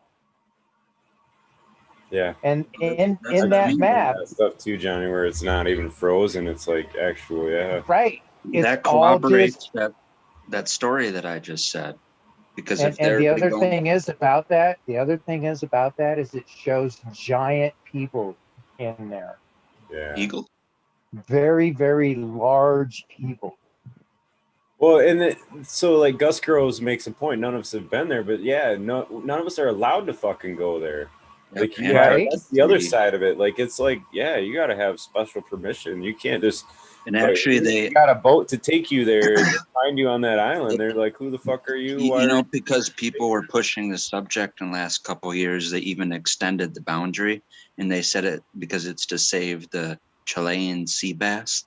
So now you can't even go beneath 60 degrees south latitude without a permit. Yeah. Really? Yeah. Wow, that's deep. You ain't getting nowhere near Antarctica. Wow, I had no idea that bad. And the trips that you have to pay to go there are so expensive, and you're only going around the coast of it and seeing the penguins. You're not going and exploring and getting your own free time to go in. Yeah. There's even more stipulations and boundaries for that. I could send that's another. Someone did do a concise video on literally all the different permits and situations that would come about if you did want to go and travel to Antarctica, and you have to pay, thousands and thousands and thousands of dollars. You can't mention it's a shitty cold ass ride when you lay there. Oh yeah, it's the coldest terrain and environment ever. 100 degrees below Fahrenheit. Well, I seen that they actually have some I don't know what they call them, but they look like little utes in a way, the like half domes, Yeah. What if they got a have you guys ever been to village out Disneyland? there. Let me throw an idea out here. Have you guys ever been to Disneyland? And you Sure. see like how good they are with like illusions and shit like that, right? Mm-hmm. What if Antarctica is like a tropical paradise?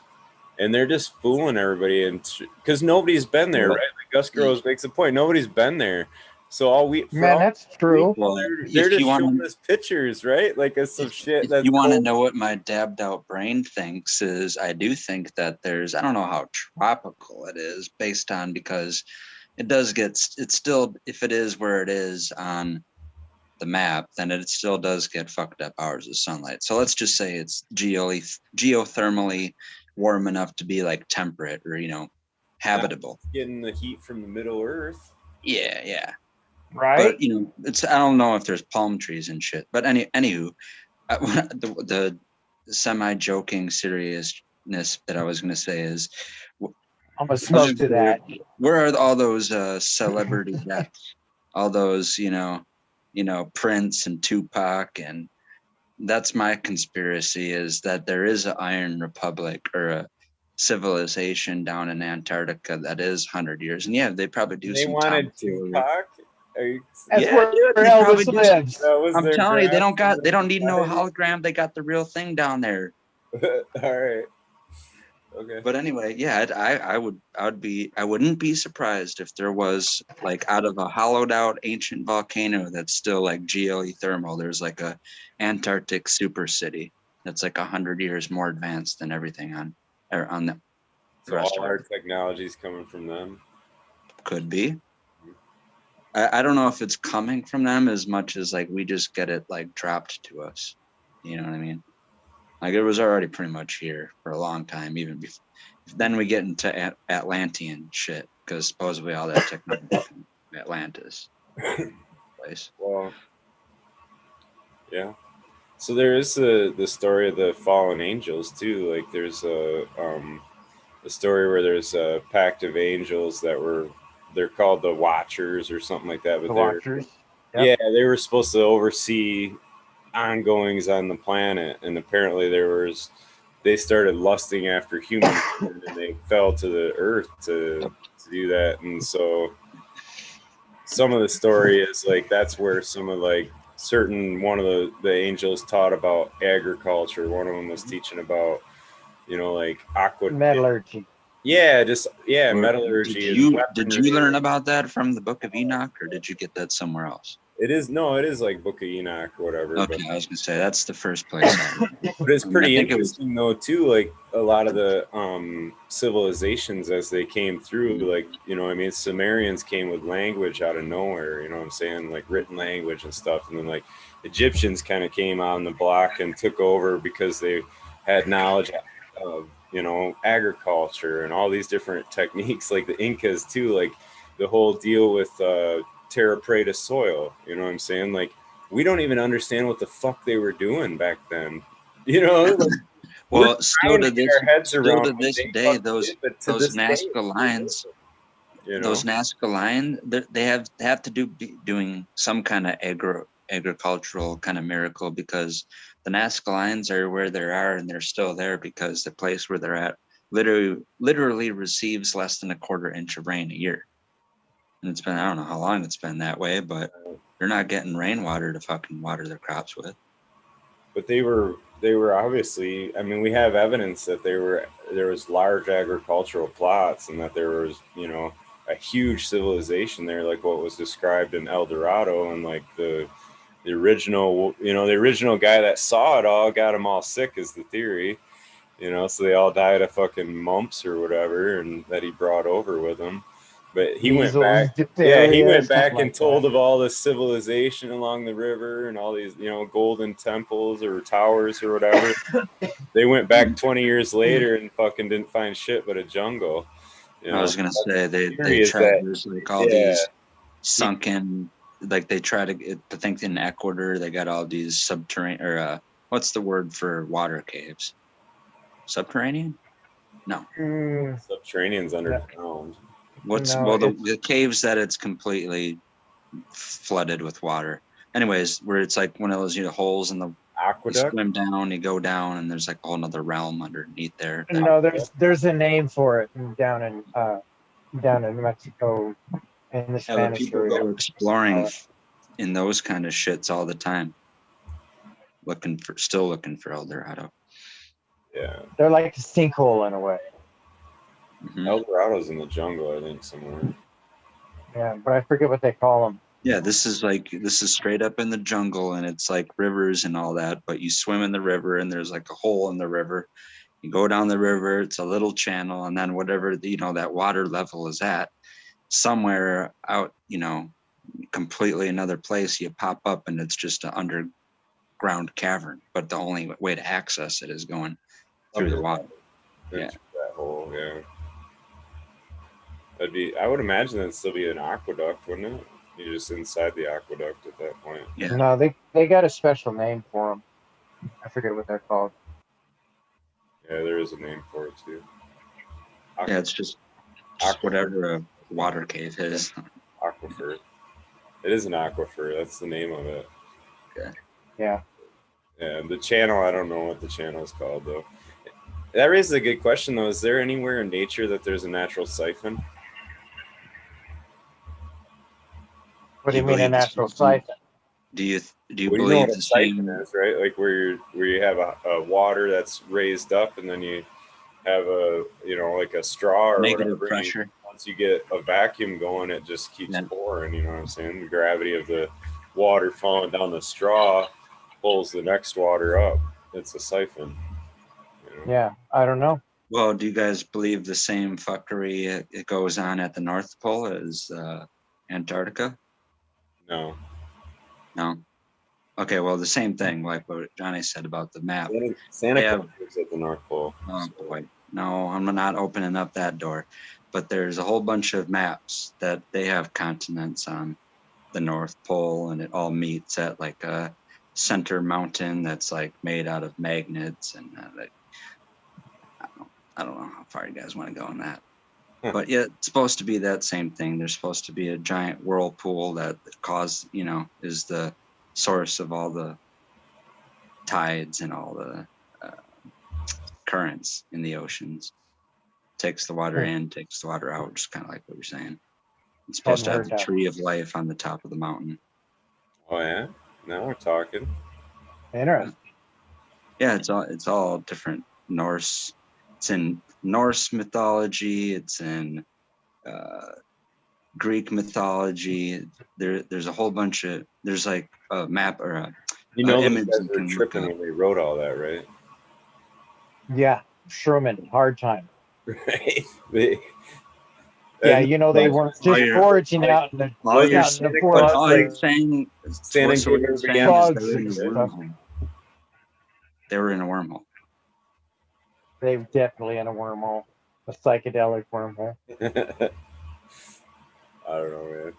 It's funny though. But anyways, there's a picture you can look up. I think it's like a side by side of 8 different ancient people's depictions of what they thought the world view was. Like there's like a Vedic one, I don't know, like a Native American one, Norse one, Egyptian one.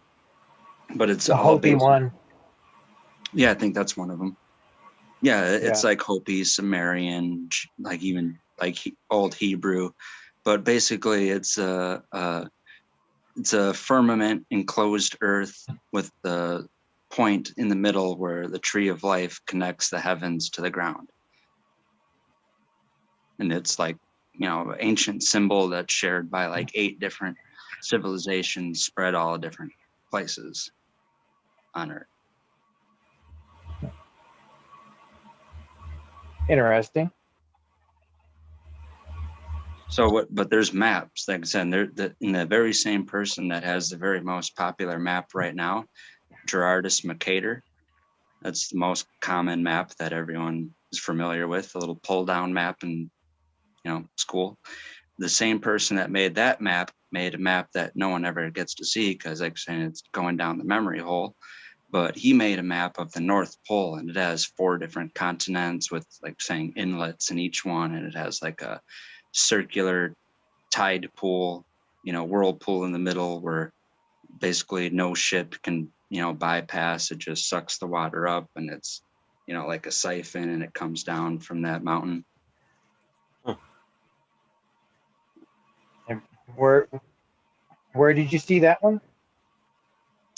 I think the first thing I saw it on, as nerdy as it sounds, was like a fucking long ass lecture about ancient maps.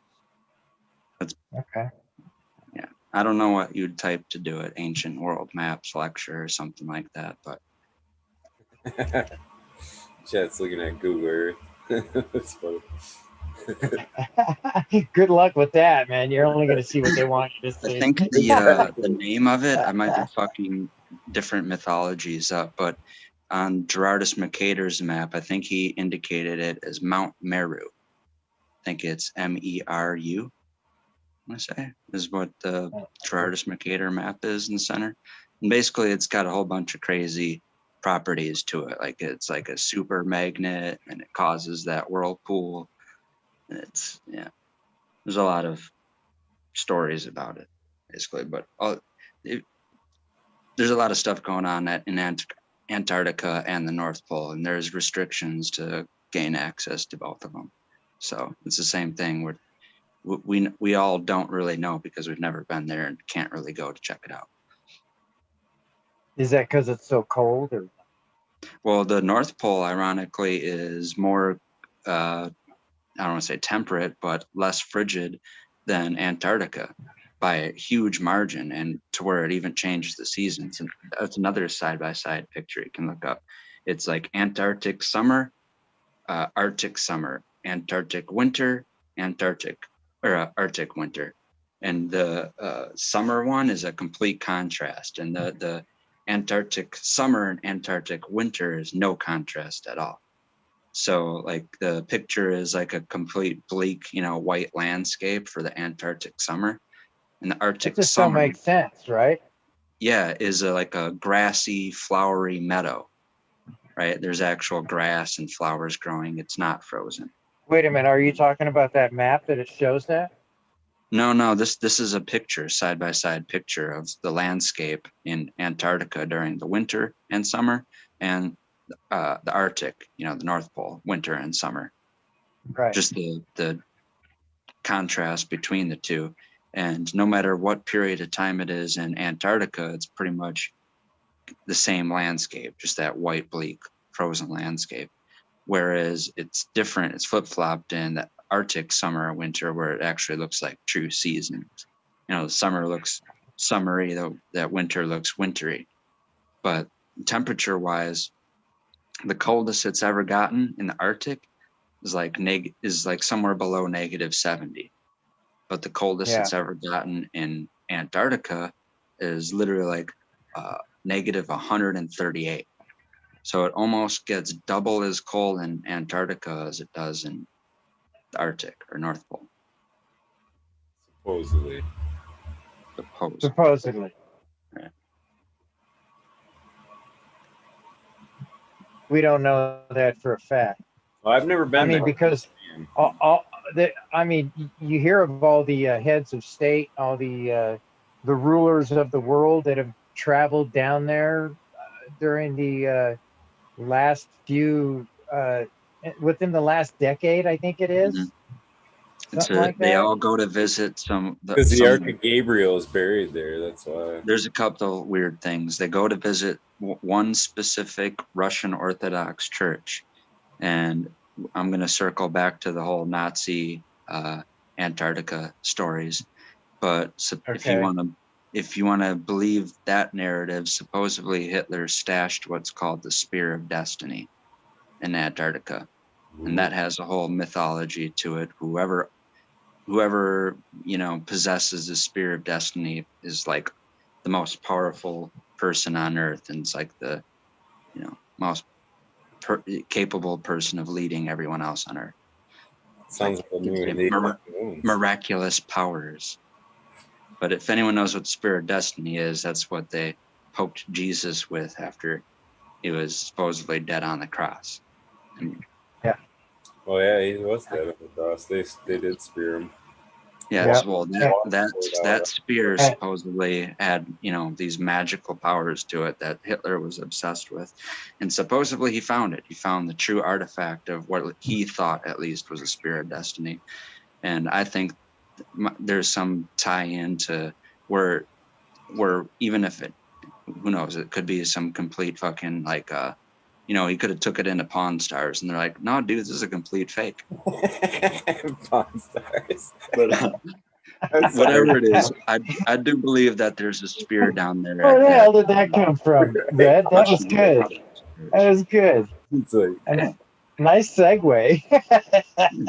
I bet this is something that this is a little squirrel that's been running on a hamster wheel in my mind for a while. I've talked about this hypothesis a lot before. But yeah, I do think that's what people are going down there. Like you had John Kerry and Obama and right. A bunch of weird ass people literally going down there. And I think it's literally just to touch it, just hold it in their hand, maybe take Instagram, whatever the that secretive Illuminati Instagram is that they all got. And they're like taking pictures like, oh man, you got to go down Antarctica, hold the fucking spear, man.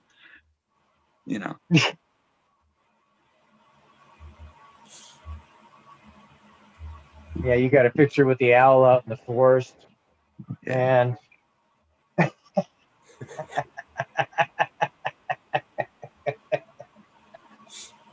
Illuminati landscape landmarks. Oh shit. My one buddy I follow, he was traveling. I think this is during COVID. I can't remember. He did a couple whatever around the country road trips, and I can't remember what period it was, if it was just while he did it during COVID or if it was a time before. But yeah, Smiley, I heard one time, didn't you say you have an Australian Shepherd? Yeah.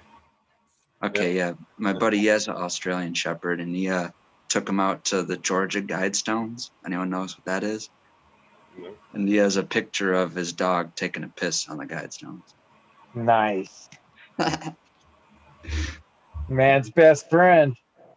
Yeah. There you go. Okay. Georgia Guidestones. They're known to be assholes. Yeah. Yeah. Never did like that story about the Georgia Guidestones.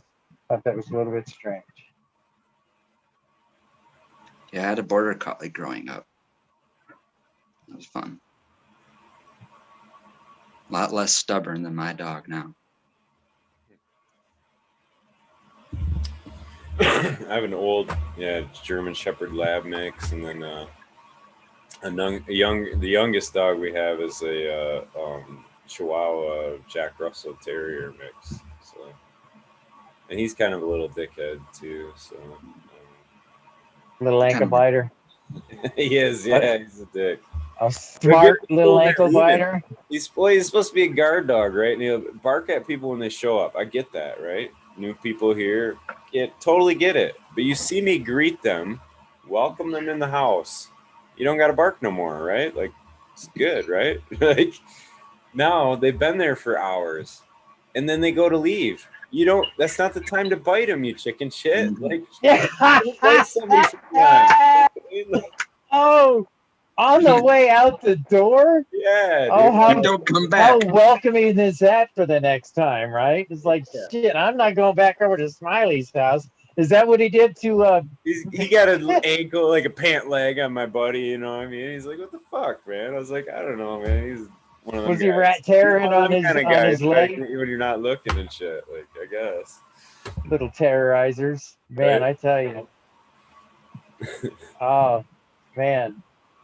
There's something about the Chihuahua that has that about them. They just love to nip around the ankle area. Yeah. You know? That's all they can reach, dude. That's fucking why.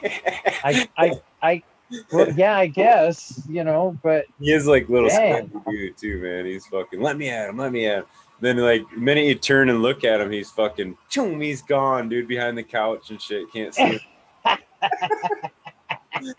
The minute you turn back around, he's trying to bite you in the ankle and shit. Like, it's funny. Oh, man. Tough guy. That's funny. My dog likes to be right next to me at all times. And whenever I take off to go to the next room to do something over there, you know, when I'm getting busy, I'll bounce from 3 different rooms. You know, I'll be watering my plants. I got 3 different areas I'm going into it, doing things. And he wants to be right there with me at all times. And he's trying to think ahead of me. Okay, he's going to go this way. So he'll take off in front of me. Next thing you know, I'm tripping on him, you know, and I'm, oh, man. But you know he's meaning well too, right? Oh, he's just wanting to hang, man. I says, man, I love it, but I just hate it when he gets underfoot, you know, because I'm afraid I'm going to hurt him, you know. Yeah. That's my thing, because he's just, you know, he's only 28 pounds. Yeah. Wouldn't take much to hurt him. Yeah. So that's bothered. Yeah, he just gets right up underneath me, and it's fun, you know. At times, it's really fun.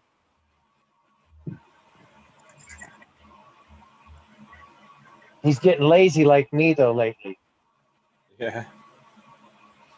It is funny how animals are like a lot like kids. Cracks me up. Like you see the pictures of all the like the dogs with their owners and shit, and it's like just comical, dude. It's funny. It's so ironically true, though. You know what I mean? It's weird how that is, but I don't know if it's a spirit animal thing or what. But it's pretty funny though. My little buddy, he's a good boy.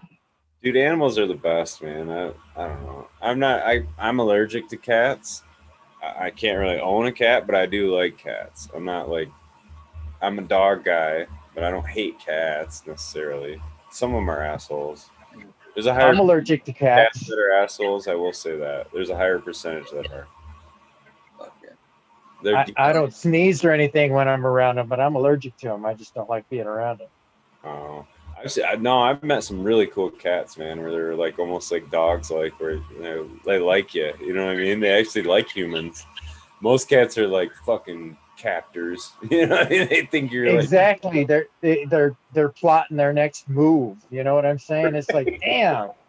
Every time I look at you, I'm thinking, man, you got the worst intentions for me, you know? Every cat owner I know is like, yeah, my cat wakes me up every morning by jumping on my fucking face and shit. It's like, yeah, that sounds like an asshole. I don't know. Yeah. My the cat that used to live with us in the house, he would wake me up in the mornings by landing on my chest and being right in my face. And it would just, I think that's why I'm allergic to cats. It just gave me, you know, I didn't like it. Didn't like the way that one treated me. And so, you know, it was my wife's cat. But I love all animals, man. That's cool. We got hermit crabs now. That's the most recent. I like kittens. Another thing, I don't know if I'm going to turn anyone off right now, but my next pet that I've been wanting for some time is a snake. What kind of snake? A couple different kinds, depending on how much wallet I have. Which ones? And a scaleless creamsicle. You know what that is? No, but I can picture it. It's got to be white and orange, right? White and orange and completely scaleless. Yeah. That'd be my. Is it a boa constrictor or? I don't know. Yeah, I don't know what they started with because I know there's a whole. I probably ball python because they do a lot of breeding with the ball pythons. I don't know. Well, that's the other one I want. I want a caramel python. That's the more affordable one I can get. Caramel pythons are cool. They're in contrast, like the normal ones are kind of like that black and gold kind of color. These ones are like copper and gold.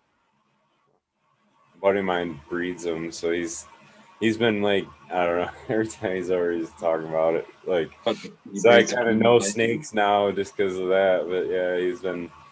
It's interesting though because a lot of the breeding philosophy, I guess you'd call it, or theory or whatever he's gonna use is similar, you know. So it's, but yeah, it's pretty neat, man. They go all the way from like pale white, all white ball python with blue eyes. It's called a blue-eyed Lucy, if you want to look it up or whatever. But that's fucking badass, isn't it? A pitch white snake with blue eyes. Yeah. Fucking badass sounding. Yeah. I thought anyway. I don't know. I don't even like snakes, but that's fucking. I never seen one with blue eyes either, I guess. Yeah, that's probably gonna be my next pet. Or a fish tank. That's a lot easier, but I won't count that. But next pet, I had a gecko back in the day. I didn't take well enough good care of it to make it survive. My aunt and uncle still have a gecko that I think is like 21 years old, and I got mine at the same time. It's not around. So ever since then, I've wanted to kind of retry with a reptile. And for whatever reason, I just wanted, either a caramel python, or somehow if I hit the lottery, or by the time it takes me to actually get a snake and I have enough money for it, and the price of scaleless creamsicles came down. Yeah. You ever see those monitor lizards? Those fuckers are pretty wicked too, man. If you like the snakes and shit, like they'll mosh on a mouse or whatever. They get pretty vicious. That was gonna be another thing I was gonna get vicious with it. What do you do with it when it gets big? You let them go in Florida. You let him go in Florida. Yeah, you just do what everyone else does. Right? You got the lowest rate of being That's exactly why I'm laughing, man. It's like that's what everybody. Yeah, I'm gonna take my pet down to Florida. People around here just let them go and then see if they survive or whatever. Usually they'll die off in the winters, though. They'll probably hang for the summer, man. They're tough son of bitches. Like some of them are. I don't know about the snakes. The snakes, like the ball pythons, are kind of. Some of them are bred to be pretty timid. I don't know if they would hang in the wild. They're definitely not. They're like domesticated snakes. They're not like. Yeah, it wouldn't take long. Yeah, wild snakes are pretty aggressive usually. Like a lot of them. They don't want you fucking with them anyway. They'll get pretty nasty when you try to fuck with them. They may not stalk you and try to bite you, but you start messing with them, they're gonna. Oh yeah, they'll come right back at you at that moment. Mm-hmm. Yeah. Yeah. Some of them other ones are pretty docile. You know. Shit, some of them they never like to hug and snuggle and shit like that. I don't know, he was telling me a few of them are like real sweethearts. They'll just like love on you and shit. I'm like, I don't know. I guess it's still a snake. Wrap around your neck. Yeah, just let me give you a little hug here. Yeah. People let them do that shit though, man. But I don't know. Oh man, apparently they're super sensitive though. Like the constrictors can like when they get prey, they literally, as they're squeezing them, they can feel the thing's heartbeat stop and shit. You know what I mean? Like they know the instant that thing's fucking dead, and that's when they let them go and start eating them. They're not poking him in the eye and shit, wondering if he's dead. They fucking know. I mean, if you think about it, how do you check your pulse? You know, they squeeze that thing around your arm, right? And fucking feel completely. They can feel every little pulse that's going through that baby when it's Yeah. They know exactly. Yeah, they squeeze it just the right amount to make it suffocate. That way they get instead of blown out body, they get to eat the body the way they want it to. Oh, it's fresh, man. It's still warm, nice and warm. not squiggling around. You know? I don't know. Yeah, you know, one of the most beautiful snakes I've ever seen was a copperhead. Yeah, they can be really pretty. I mean, gorgeous snake. What colors it had on it. But I'll tell you what, man, it was pretty scary seeing it too. Yeah. I used to work at Chino Hills State recreational park, and it was a wildlife reserve, 10,000 acres. Used to have to go up and thatch out the areas along the what I mean by that is they have these thrasher blades that go on a weed whacker. They go plastic blades. You've probably seen them. They really tear down the thicker stuff, you know. So Yeah. I went out there and I'm cutting off the side of the mountain, you know, going up the side of the hill there and doing my thing. And next thing you know, I hear a bunch of noise and I back up and walk away and I come back and I start looking at it and I seen man, that's when I seen that rattler. It was just, what a beautiful snake. It almost glistened, you know, it was so pretty. Yeah. So back, just one other thing on the ball pythons. I don't know if you guys are on a joke, look up videos on ball pythons shitting. It is the craziest fucking noise that you've ever heard in your life. Like the worst fucking diarrhea run fart shit you've ever had. That noise times 10, dude. It's so fucking. Wait a second. So you're telling me it's like the Dumb and Dumber scene times 10? Yes, dude. It is exactly like that. They are so loud. It is so loud and fucking nasty sounding. You wouldn't believe it until you play a video of it. But there's so many videos of it. It's a thing with them that they just fucking like. It's the nastiest sounding fucking shit. Like loud enough to where you hear it in another room and shit like that. Wow. Like fucking weird random fact. Sorry, weird random fact. Well, you're prepared. I guess I'm prepared about it. Got few things to be prepared about. Right? Yeah. You wouldn't think that though, would you? Like I wouldn't think that. I don't know if I want to get a mostly white python now though, because I'm gonna have to clean it. Yeah. It's gonna be all doo-doo stained. Yeah. Yeah. They go to town, man. You gotta watch that shit. Yeah, when they let go, you gotta clean that cage right away, huh? Right? My buddy's got like 60 of them, so I was teasing him about that. It's like, dude, do you realize like that you gotta be hearing that all the fucking time? Like in my head, he's hearing that like at least 3 times a day. Like yeah,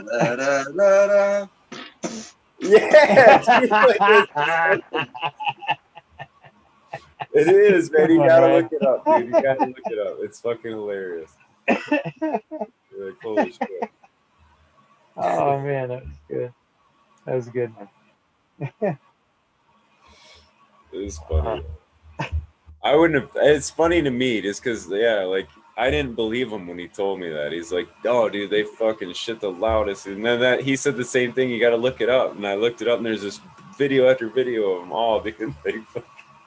And we gotta watch a couple to get the gist of it, though. But, I'm imagining the farting preacher.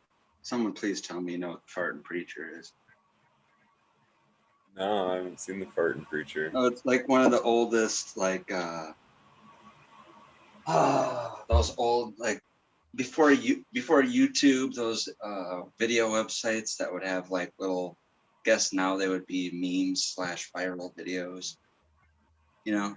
Yeah. But it's like just one of those old time preachers. He's like, the Lord and Jesus, and then someone plays fart sounds in the background because the guy he always goes like woo.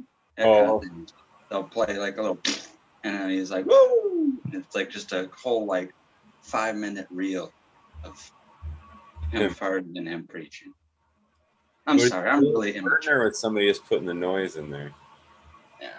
No, it's not real. It's completely fake. Okay. I'm being really immature right now.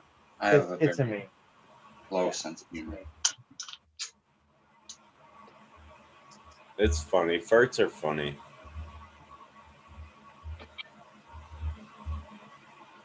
Isn't that what Coot's kind of known for now? Something tootin' cootin' or something like that. They got snips. I've seen a couple of snips of him where he was on Fumador's show or something when they were fucking like he ripped farts. Yeah, they had the little clip of him like fucking. I think he even did the lean over and everything. Man, that has to be going around because another podcast I watched, they did the same thing with a guest. There was a guest on, and it's a 2 episode a week podcast. And so the Monday episode they had the guest on, and the Thursday episode the lady or they played it back and they're like, hey, you guys tell us what you think. Do you think this our last past guest farted? And then they try to like narrow it down. Was the guest or was it one of the actual co-hosts? But they're like, someone actually, ripped one, and they're trying to figure it out. So it's funny that is a. It's funny when the newscasters do it too. There's videos of fucking news guys ripping. Well, one of them was one of the old guys is known for that too on the TV. Shit, I can picture his face right now too. Man, that's horrible to hear known for Somebody farting on is gonna camera. say it too. Yeah, he's known for, like an old TV caster, and he's known for fucking ripping him on TV. Tom Brokaw? It might be, dude. Yeah, it's one of them old TV newscasters. Not Brokaw though. I'm trying to. Fuck. Larry King. Yeah, Larry King. That's what it is. Woo! I got it. Yep, Larry King was the dude. Fucking ripping farts, man. Yeah, he was a wild cat, that one. I wonder if at a certain point that this becomes an inside joke to him, like how many times he can rip one and not have it go, not have it get hurt or some shit. Like it's his own inside joke. It's funny. We did blow by 420, so cheers, y'all, chat. Cheers. Yeah, I just got mine loaded up, so I'm working it right now. We're doing the 422. 422. The 422. We need Eagle to jump back in and fucking play the song for us. Yeah. Must be we're closing it out. Yeah. All right, everybody. Cheers. Cheers. Cheers. Smoking some platinum cake. And it's really, really delicious. And this might be my favorite. But shh.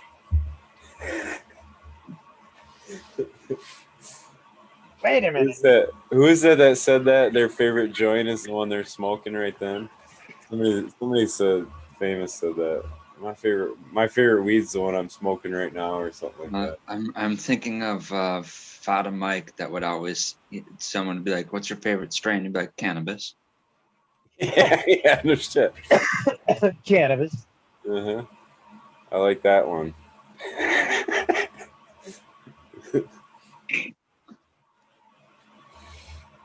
Which is all of them. I like that category.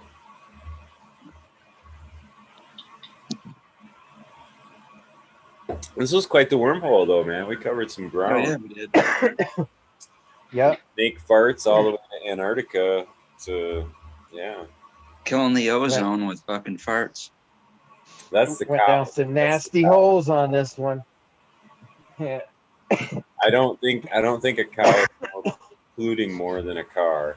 But I will say though, driving out west when we drove by those cows, the mega farm cows or whatever, but they had so many cows that were so tight together in like a quarter-mile area or whatever.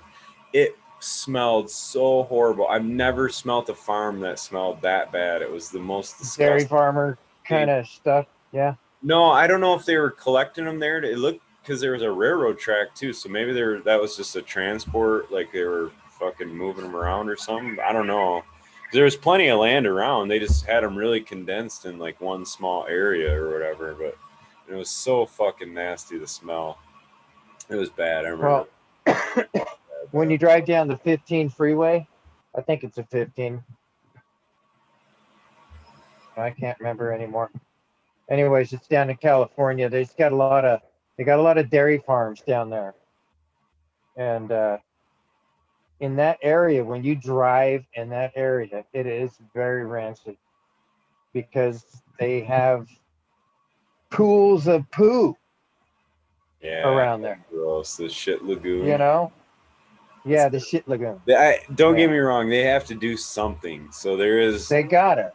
There's not better alternatives yet or whatever, but there's fucking, it's gross as fuck too, nonetheless, you know. It is what it is, kind of thing, you know. Yeah. Until it rains, and then there it goes. Oh. Yeah. Flood action, yeah. Boy, that'd be good, right? That'd be some soup to walk in.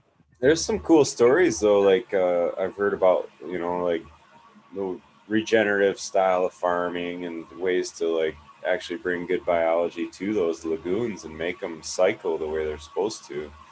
Like the amount of shit going into it's fine as long as the biology is there to cycle that nutrient back for the water or whatever, you know what I mean? So you gotta have the system fully operating in a way you can add that waste to it and have it get, So it just kind of eats it up or transforms it. Well, what they do in them lagoons, I think, is they suck that shit out and they will spray it on their farmland. And they fucking, you know what I mean? So they want it kind of juicy because they need it to move. Oh, yeah, that makes sense. It does. It does. Dang. They want to keep it in a lagoon like that, I think. Suck it up and spray it out on their farmland. The Poo Lagoon. Wasn't there a movie made about that? The Poo Lagoon? Creature. Oh, no, that was the Blue Lagoon. The Blue Lagoon.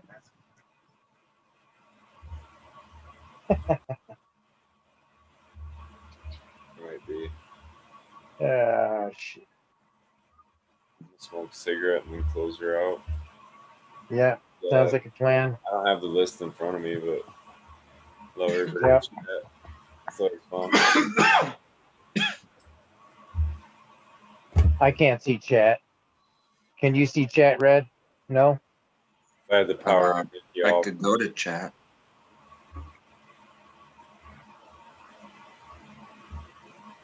Huh.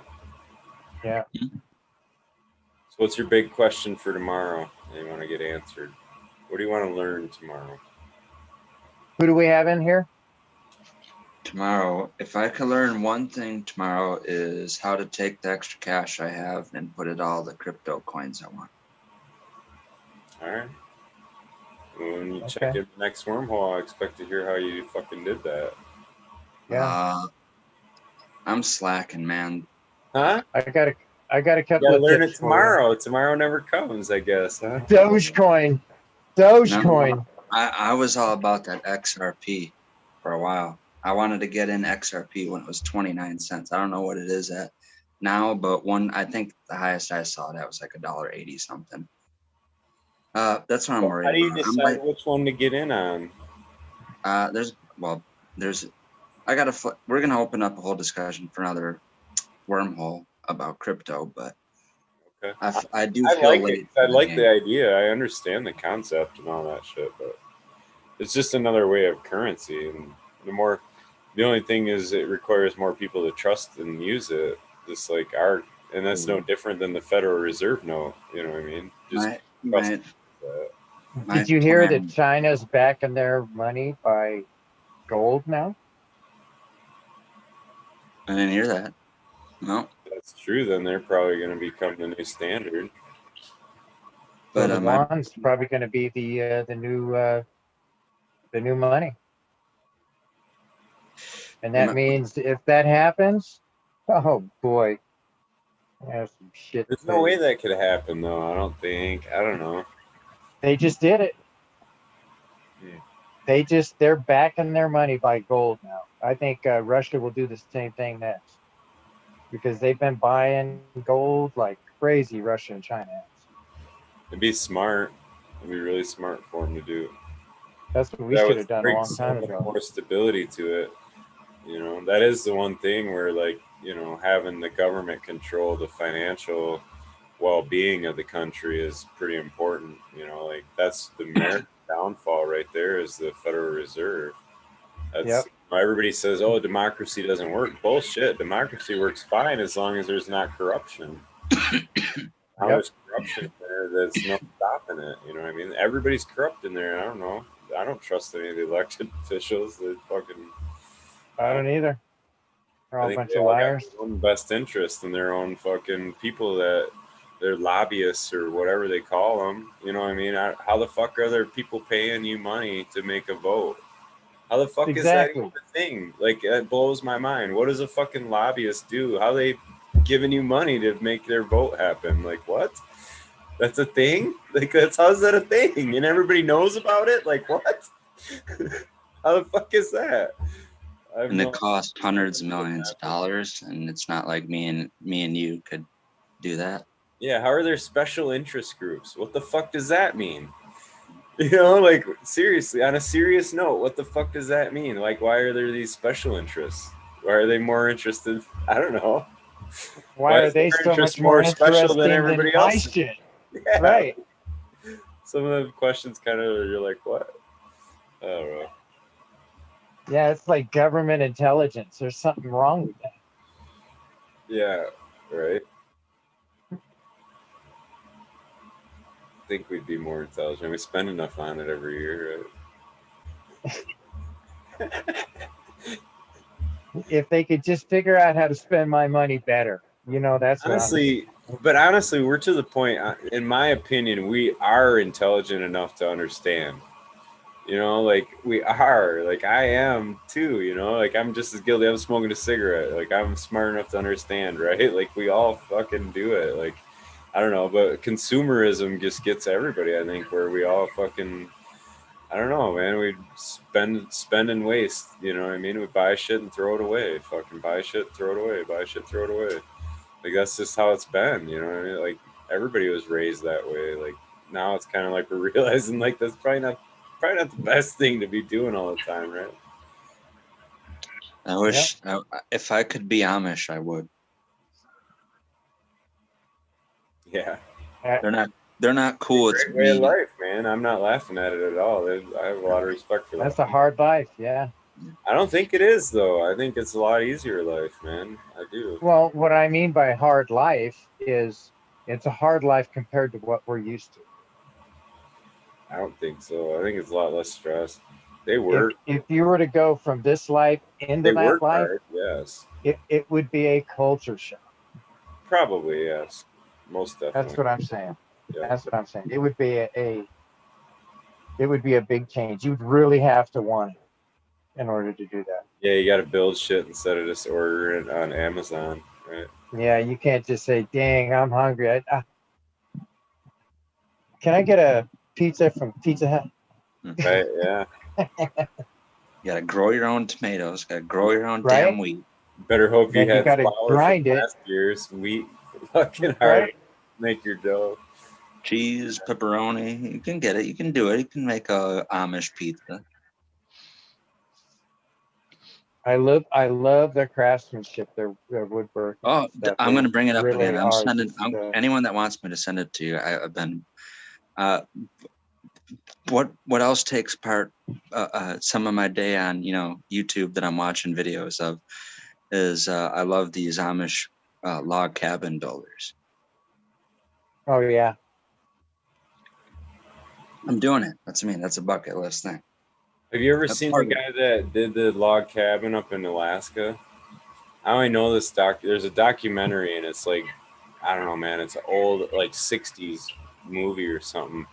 And it's basically this old dude took a camera with him, fucking canoed his ass up out in the middle of fucking nowhere in Alaska, just by himself, started chopping trees down and videotaped it all and built a fucking log cabin out in the woods and shit, dude.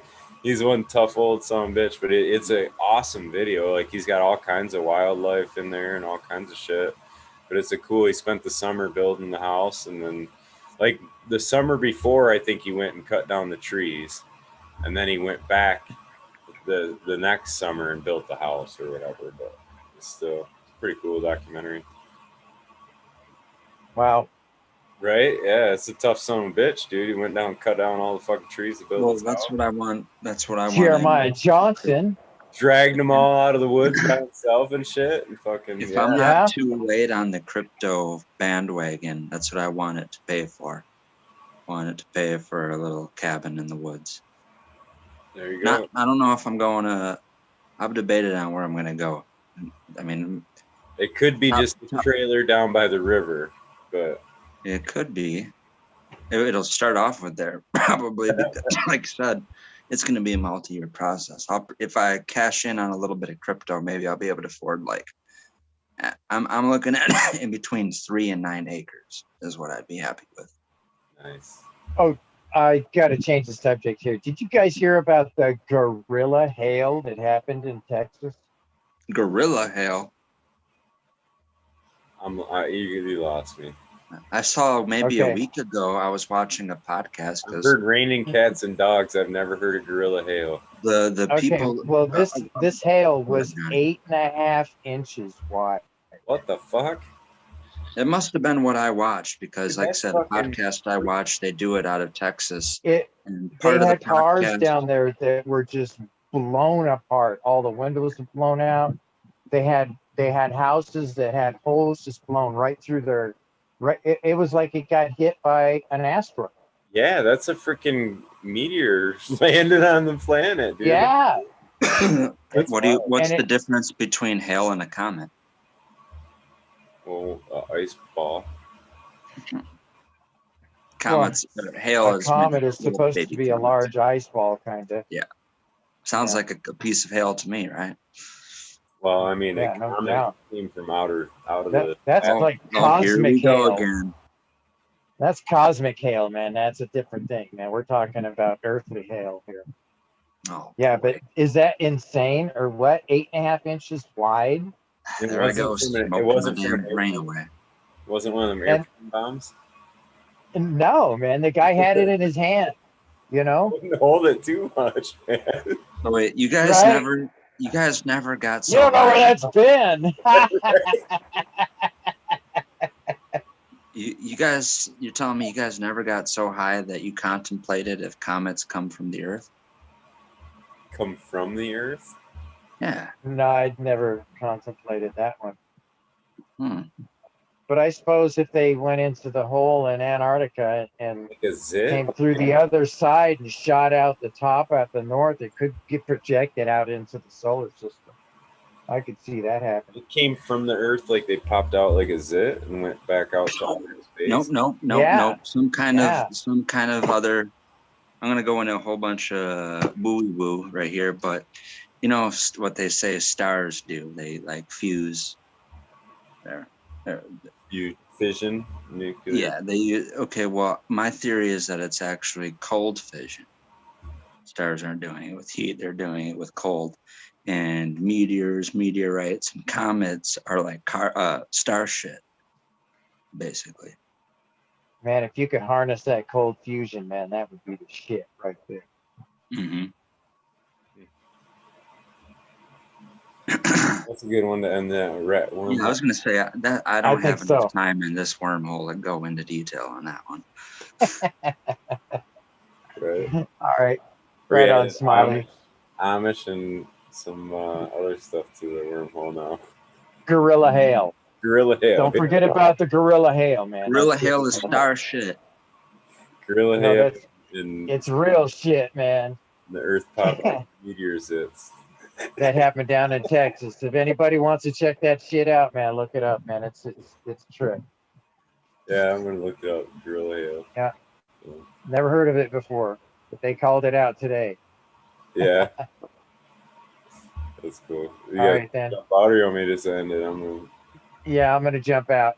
Right. Smiley, thanks for hopping on, giving everybody a chance to come out. I know Eagle had things he had to get done, so yeah. That's very important. He was talking about getting his shit lined up again. So, Red Pill, always awesome. Yep. Yeah, we'll talk to you later. Guys. Everybody in chat. See ya. Great wormhole, guys. Yep. Peace out, Smiley. Have a good one, Red Pill. Yep. Peace out, Eagle. If you can hear me in the background. Good night. Cheers, guys. I think he's logged in anymore. I think it was the end of it. So, yeah, cool. Everybody, it was fun hanging out, man. Another wormhole down. So, we got Sunday now. I hope everybody has a great Sunday. Sundays are great, man. There's a whole lineup of shows. So, catch your favorite shows on Sundays. Hope everybody has a great one, though. It was a good time. So, peace and love. And, random acts of kindness do save lives. So, if you can do something nice for somebody, even if it's just saying hello. So,